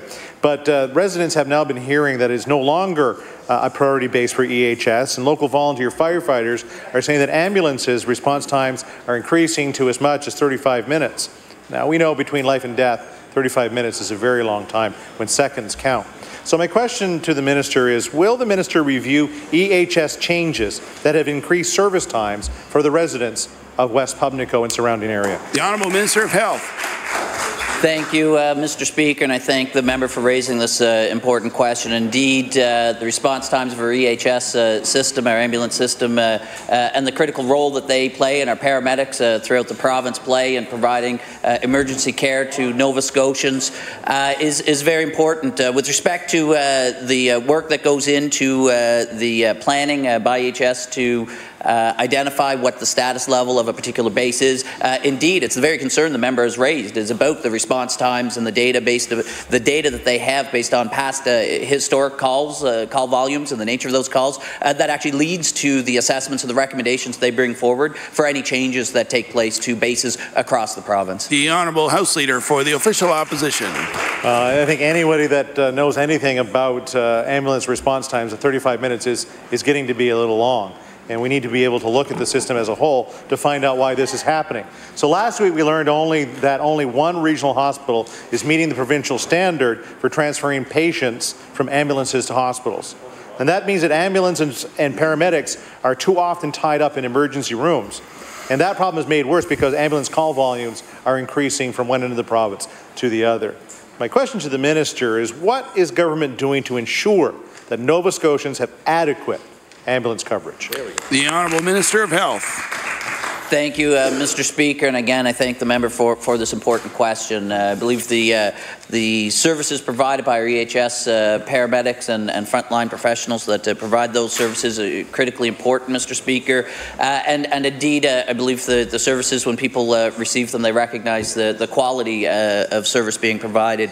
But, Mr. Speaker, the work being done, as I'd mentioned to the first part of the question, Mr. Speaker, consistently throughout the process, data being collected, identifying where there are opportunities to improve the efficiency of the system, Mr. Speaker. That work is ongoing on a regular basis. We work, Mr. Speaker, to bring the EHS and the NSHA, the IWTK together to look for opportunities to improve the efficiency of the flow-through of the systems, and that work, again, Mr. Speaker, continues as part of our continuous improvement commitments. The Honourable Member for Cape Breton Centre. Pardon me, Cape Breton Richmond. Thank you, Mr. Speaker. Mr. Speaker, my question is directed to the Minister of Health. It is difficult to believe that the Minister's Department is concerned for the health and well-being of all Nova Scotians. It's also difficult to believe that the Minister's Department and the NSHA ensures that those that are ill and most vulnerable are given every opportunity to heal, and that those at the end of their lives can do so with dignity and respect. Mr. Speaker, on numerous occasions, the Straight Richmond Palliative Care Society and the Richmond County Seniors Council has submitted a proposal that would see that at the end of their life, people would do so with support and resources that they need either at home or in hospital, something the Minister's Department promotes. They've even written to the Minister himself on numerous occasions for the last 2 years, and the most recent on September 22nd, which was a handwritten letter.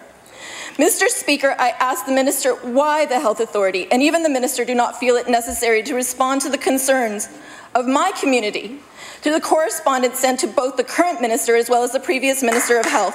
The Honourable Minister of Health. Most of our most vulnerable citizens is so unimportant that it does not even warrant a response.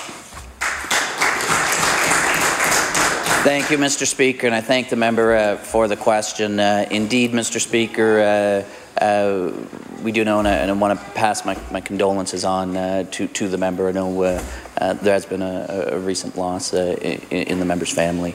But, Mr. Speaker, the question of end-of-life care has come up a few times this session in estimates debate here in question period at a number of occasions. And as I've mentioned, indeed, there's been a significant amount of work done by my predecessor, the current Minister of Community Culture and Heritage, and the staff across the Department of Health and Wellness to establish, which is really in relative terms, a new or emerging area in the healthcare system is end-of-life care and recognizing that work. So a framework has been established to establish hospice programs to ensure that communities that are interested in this type of service have a consistent approach to be looked at when these discussions take place. Thank you.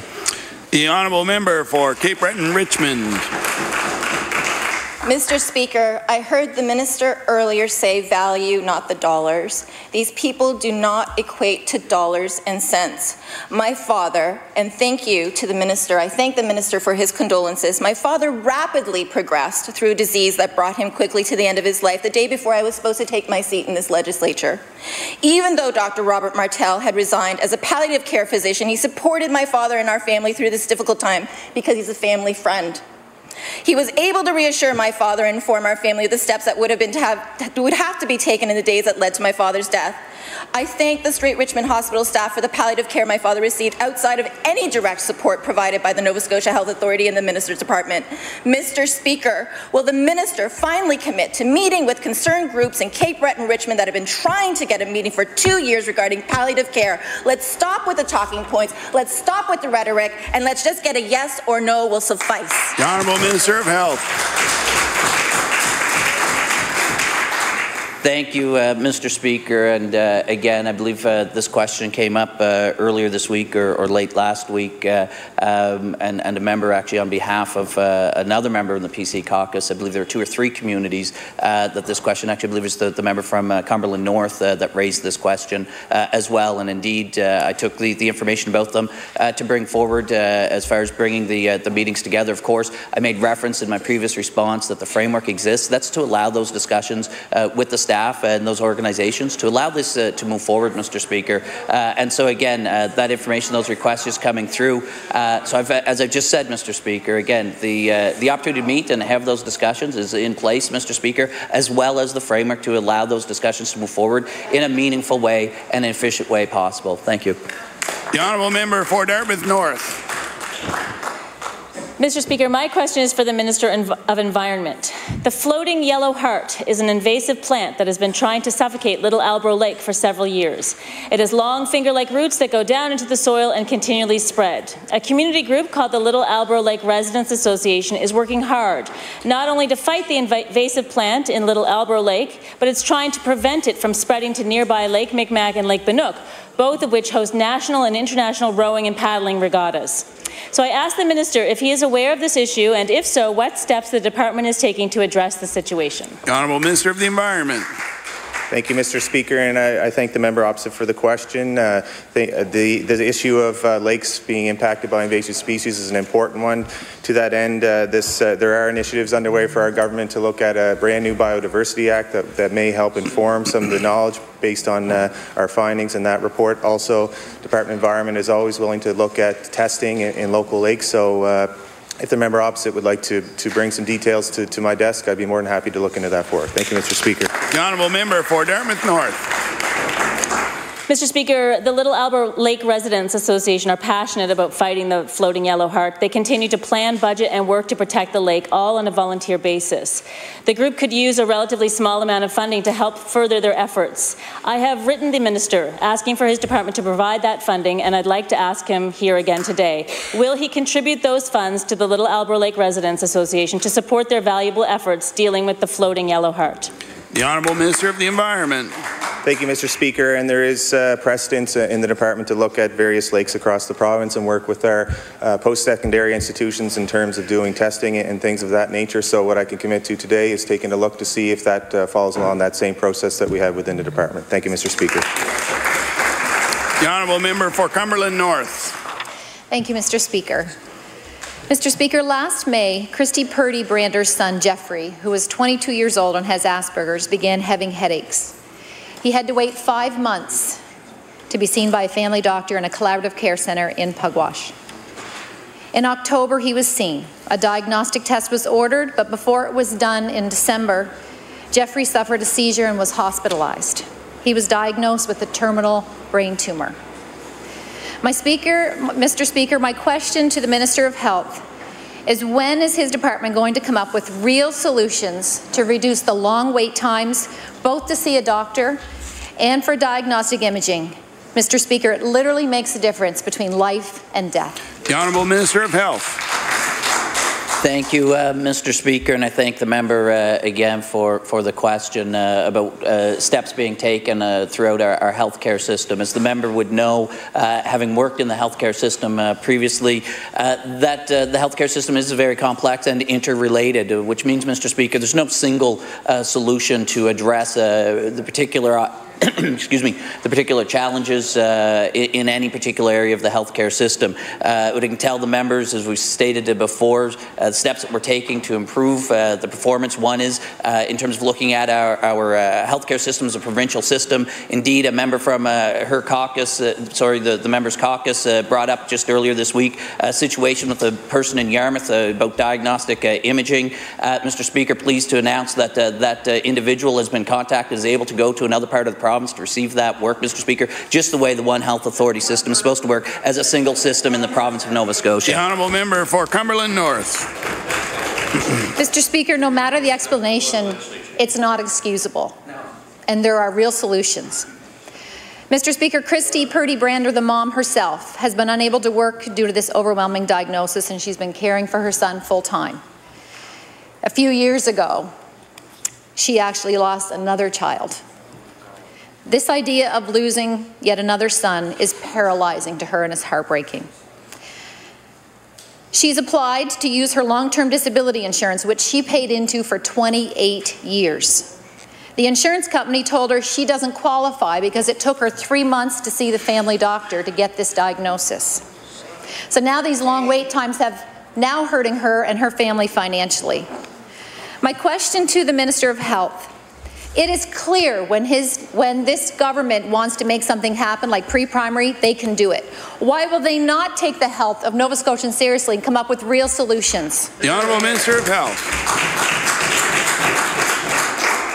Thank you, Mr. Speaker. Again, the situation that the member brings forward obviously is concerning. I think all members in the legislature, our hearts would go out to the mother, the family, and then the children in a situation like that. Absolutely no one.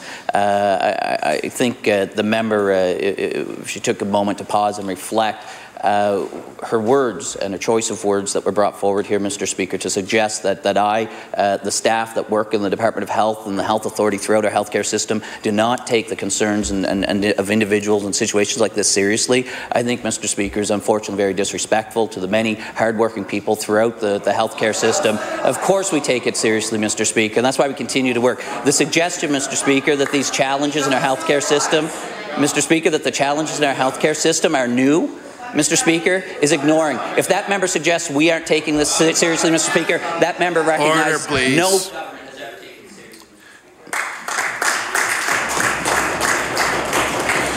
Just like to remind honourable members, the clock on the wall there is for all of our reference, and I will take the liberty to determine when the time is up, so I don't need any further reminders. Thank you very much. The honourable member for Kings North. Mr. Speaker, my question is also for the Minister of Health and Wellness. Mr. Speaker, the citizens of the Annapolis Valley can appreciate the success of the Halifax Hospice to have their footings going in the ground, as reported recently in the Chronicle Herald. They are somewhat amazed at the quick turnaround on that project, given their fundraising for the Valley Hospice has been completed for some years now. In fact, the Premier and then Minister of Health and Wellness announced the build of the Valley Hospice for the fall of 2017 on August 18th last year. While I understand that the fall of 2017 is not yet quite over, the fact is it's nearly over. Mr. Speaker, my question, can the Minister confirm the Valley Hospice build will in fact start in the fall of 2017 and tell us when tenders on the build will be issued? The Honourable Minister of Health. Thank you, Mr. Speaker. I think to some degree the fall has just begun. It's been less than a month since the fall actually started, Mr. Speaker, so I wouldn't want to wish our year away. But, Mr. Speaker, as far as the work, indeed, the work has been progressing on the Valley as it has up here in Halifax. As far as the specific tender date, I don't have that information on hand, Mr. Speaker, but again, the last time I checked in, the work around the design, site selection, obviously progressing very well. So again, I've had no updates to suggest that that timeline was not going to be met, Mr. Speaker. I'll certainly double check and get back to the member if there is any deviation from that schedule. The Honourable Member for Kings North. Mr. Speaker, I'd like to thank the Minister for that answer. Mr. Speaker, not only have the Valley community been patiently waiting for the hospice, but also for dialysis. It was part of the original MOU with the Health Authority on the hospice project. In fact, dialysis for Valley Regional has been announced a number of times, showing up in the capital plan each of the past 4 years. As the Minister knows, and my colleagues in this House from the Valley know, driving to Halifax for dialysis 3 or 4 times a week is a daunting challenge. Mr. Speaker, my question for the Minister, when can the citizens of Valley expect to have dialysis services at Valley Regional Hospital? The Honourable Minister of Health. Thank you, Mr. Speaker, and I thank the member for this important question. Indeed, dialysis is another topic that's come up here in the Legislature a number of times this session from a number of different members. And that work, the member referenced showing up in the capital plan. The reason projects show up in the capital plan over multiple years, Mr. Speaker, is that these projects can take a period of time. The work that gets done for the design as well as the actual construction and implementation, Mr. Speaker, that work takes place that can span over multiple fiscal years, and that would explain why it would show up across multiple fiscal plans. Order, please. Time allotted for oral questions put by members to ministers has expired. We'll now move on to government business. The Honourable Government House Leader. Thank you, Mr. Speaker. Would you please call public bills for third reading? We'll now call public bills for third reading. Mr. Speaker, would you please call Bill number 12, the Boxing Authority Act? We'll now call Bill number 12, the Boxing Authority Act. The Honourable Minister of Communities, Culture and Heritage. Thank you, Mr. Speaker. Mr. Speaker, I move that Bill 12, the Boxing Authority Act, be read for a third time and do pass. Mr. Speaker, I want to thank my fellow MLAs for their remarks about this bill. This act to provide for the establishment of a combat sports authority for Nova Scotia is significant because the amendments align with changes to Section 83 of the Criminal Code of Canada made in June 2013. Criminal Code dealing with the prohibition on prize fights was amended to reflect the emergence and popularity of mixed martial arts, or as it is more widely known as MMA. Prior to that, boxing was the only prize fighting exempted under the Criminal Code. The work of the Nova Scotia Boxing Authority is designed to ensure increased safety for our athletes, provide consistency with approaches across the country. And I want to assure the member for Colchester-Musquodoboit Valley that changes to the Act will allow for updating of regulations where protocols that are in the best interest of the health and safety of contestants are first and foremost. Mr. Speaker, like any sporting activity, we all realize the potential for injuries or accidents, but I know the authority has rigorous protocols and, most importantly, years of expertise that make safety the #1 priority. Speaker, it is important to note that the authority appoints a doctor to serve as medical advisor for licensing contestants and carrying out protocols for events. Separately, Mr. Speaker, sport-related concussions have been recognized as a public health issue, and there is ongoing collaborative work being done in this area at the federal, provincial, and territorial level. Mr. Speaker, I also want to thank the 9 members recently appointed to the new Combat Sports Authority, including Chair Mickey MacDonald, for their ongoing commitment to improving the sport in Nova Scotia. Changes being introduced, Mr. Speaker, will broaden the scope of the new Act to reflect today's changes in combative sport and align with Section 83 of the Criminal Code of Canada. With those remarks, Mr. Speaker, I move that we close debate on Bill 12, the Boxing Authority Act. The honourable member for Pictou Centre. Thank you, Mr. Speaker. Mr. Speaker, I would like to take this opportunity to say a few words about the Boxing Authority Act. And Mr. Speaker, I listened with great interest when the member from Halifax Atlantic spoke about athletes from his area who had successful careers in boxing. I'd like to take this opportunity to inform the House with a brief snippet of the rich history of the Pictou County boxing exploits. Pictou County, Mr. Speaker, was home to several successful boxing clubs. The Donnie McIsaac's Archie Moore Club in Hillside, the Albion Boxing Club in Trenton, and the Sponicle Club in Westville. Mr. Speaker, a gentleman by the name of Jim Worthen, who has devoted approximately 40 years of his life in the field of boxing to the Albion Boxing Amateur Club in Trenton, would certainly be pleased to see these safety measures added to the Boxing Authority Act. This club remains very active with both boys and girls participating in that particular sport. The Albion Boxing Club have sent many members to the Canada Games over the past 20 years, Mr. Speaker, and they continue to have boxing bouts throughout the Atlantic provinces. Mr. Speaker, a personal favourite story that I've read about is the exploits of bare-knuckle boxer Duncan MacDonald, who moved away from Glasgow to the United States when he was 20. He will go on to fight 2 famous boxers, John L. Sullivan and James J. Corbett. And anyone that did any research in boxing, Mr. Speaker, would know those names, Sullivan and Corbett. Both matches with future heavyweight champions of the world ended in a draw. MacDonald went on to train Corbett for his heavyweight championship of the world title fight against Sullivan in New Orleans. Mr. Speaker, we have several very successful and Hall of Fame African Nova Scotian boxers from Pictou County. Hugh Sparky Pears, a real gentleman, began his 13-year career at the age of 18, which ended in the 1950s. He was inducted into the Nova Scotia Sports Hall of Fame and the Canadian Boxing Hall of Fame. Mr. Pears died in 2014 at the age of 91. Mr. Speaker, inducted in 1992, boxer Jojo Jackson of New Glasgow began his career in the 1960s. He boxed as a professional in 63 fights and was a contender for the Canadian Championship title several times. His record was 49 wins, 12 losses, and 2 draws. Mr. Speaker, I had the pleasure of watching Jojo fight in several of his matches. Mr. Speaker, Norman Paddy Lawrence was inducted in 2009. He joined the military, where he was one of the Army's best light middleweight boxers in the late 50s. He's also a member of the Armed Forces Hall of Fame. Mr. Speaker, Joe Borden was inducted in 1998 for boxing. I had the opportunity to play high school hockey against this athlete, who would later be known as Smoking Joe Borden.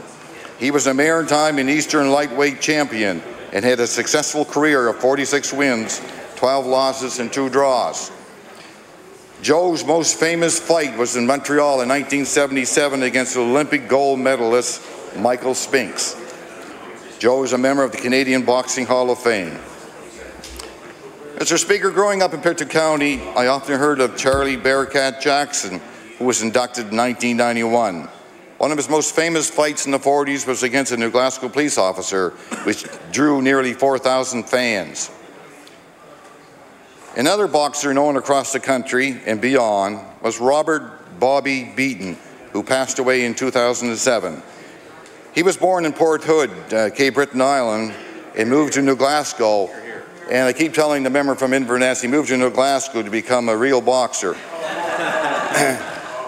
Anyway, Mr. Speaker, Bobby played numerous sports, including hockey, for a team in England in 1938, and they won the European Championship.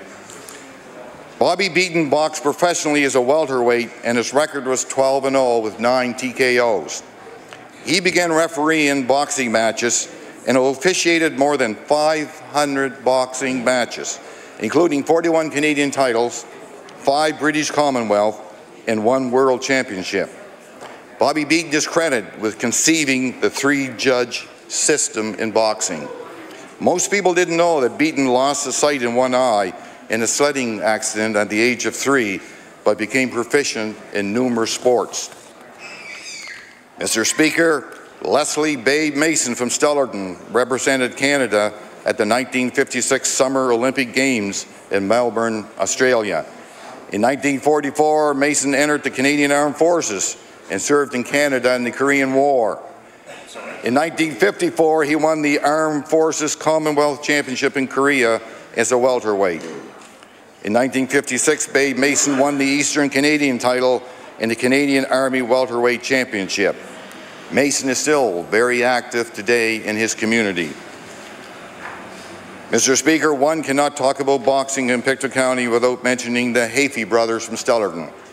Art Hafey rose to the #1 contender in the world featherweight division, but was never given his deserved shot at the world title. Irish Art Hafey was nicknamed the Toy Tiger by his opponents.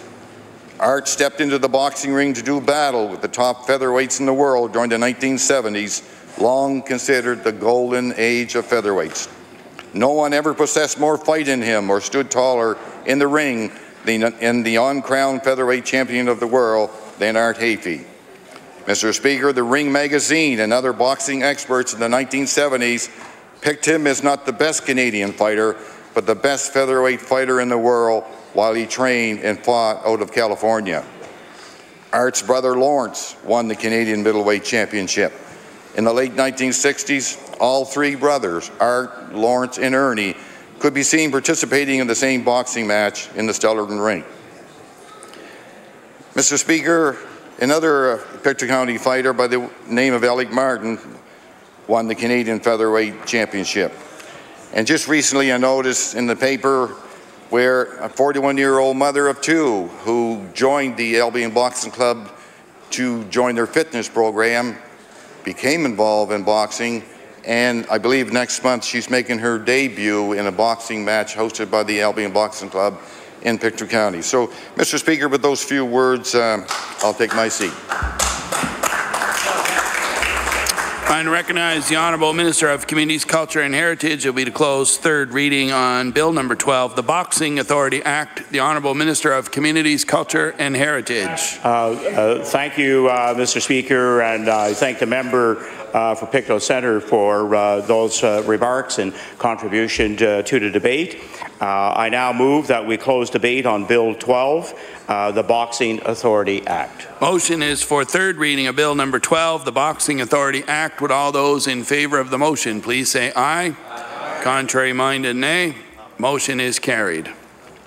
Bill number 12, an act to amend Chapter 43 of the Revised Statutes 1989, the Boxing Authority Act. Ordered that the bill do pass and the title be as read by the clerk. Ordered that the bill be engrossed. The Honourable Government House Leader.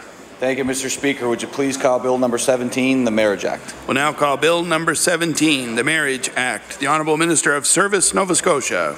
Speaker, I move that Bill number 17, an act to amend Chapter 436 of the Revised Statutes 1989, the Solemnization of Marriage Act, be now read for a 3rd time and do pass. Motion is for 3rd reading of Bill number 17, the Marriage Act. Would all those in favour of the motion please say aye. Aye. Contrary minded, nay. The motion is carried. Bill number 17, an act to amend Chapter 436 of the Revised Statutes 1989, the Solemnization of Marriage Act. Ordered that the bill do pass and the title be as read by the clerk. Ordered that the bill be engrossed. The Honourable Government House Leader. Thank you, Mr. Speaker. Would you please call Bill number 19, the Consumer Protection Statutes, an act to amend? We'll now call Bill number 19, the Consumer Protection Statutes, an act to amend. The Honourable Minister of Service, Nova Scotia and Business. Thank you, Mr. Speaker. I move that Bill number 19, an act to amend various consumer protection statutes, be now read for a third time and do pass.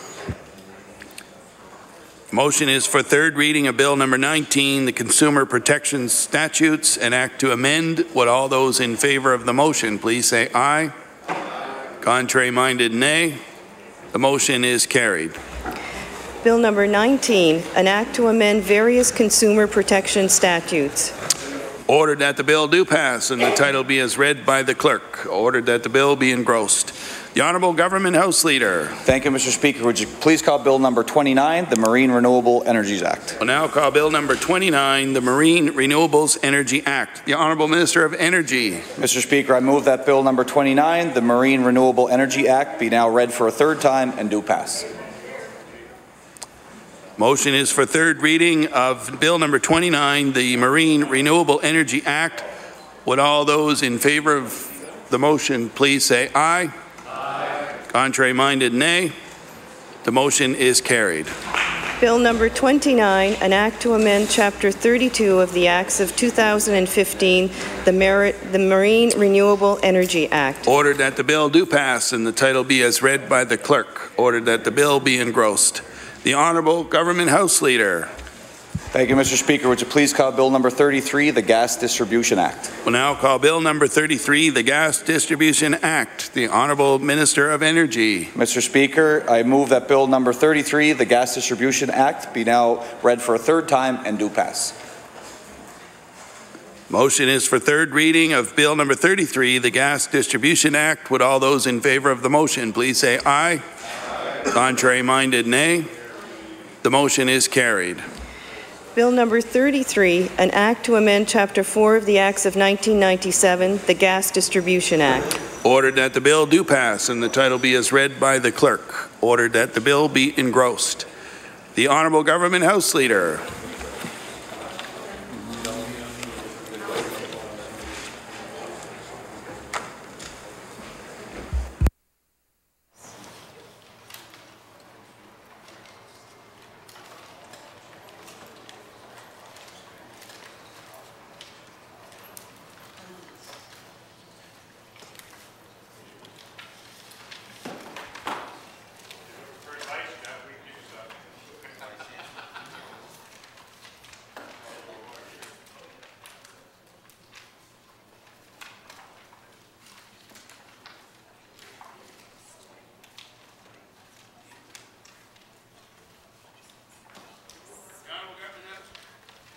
The Honourable Government House Leader. Thank you, Mr. Speaker. That concludes government business for today.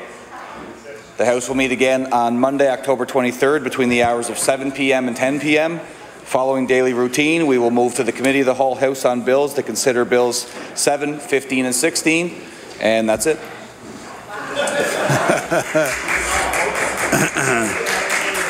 The motion is for the House to adjourn to rise again Monday, October 23rd, between the hours of 7 p.m. and 10 p.m. Would all those in favour of the motion please say aye. Aye. Contrary-minded, nay. The motion is carried. The House now stands adjourned until Monday, October 23rd at 7 p.m.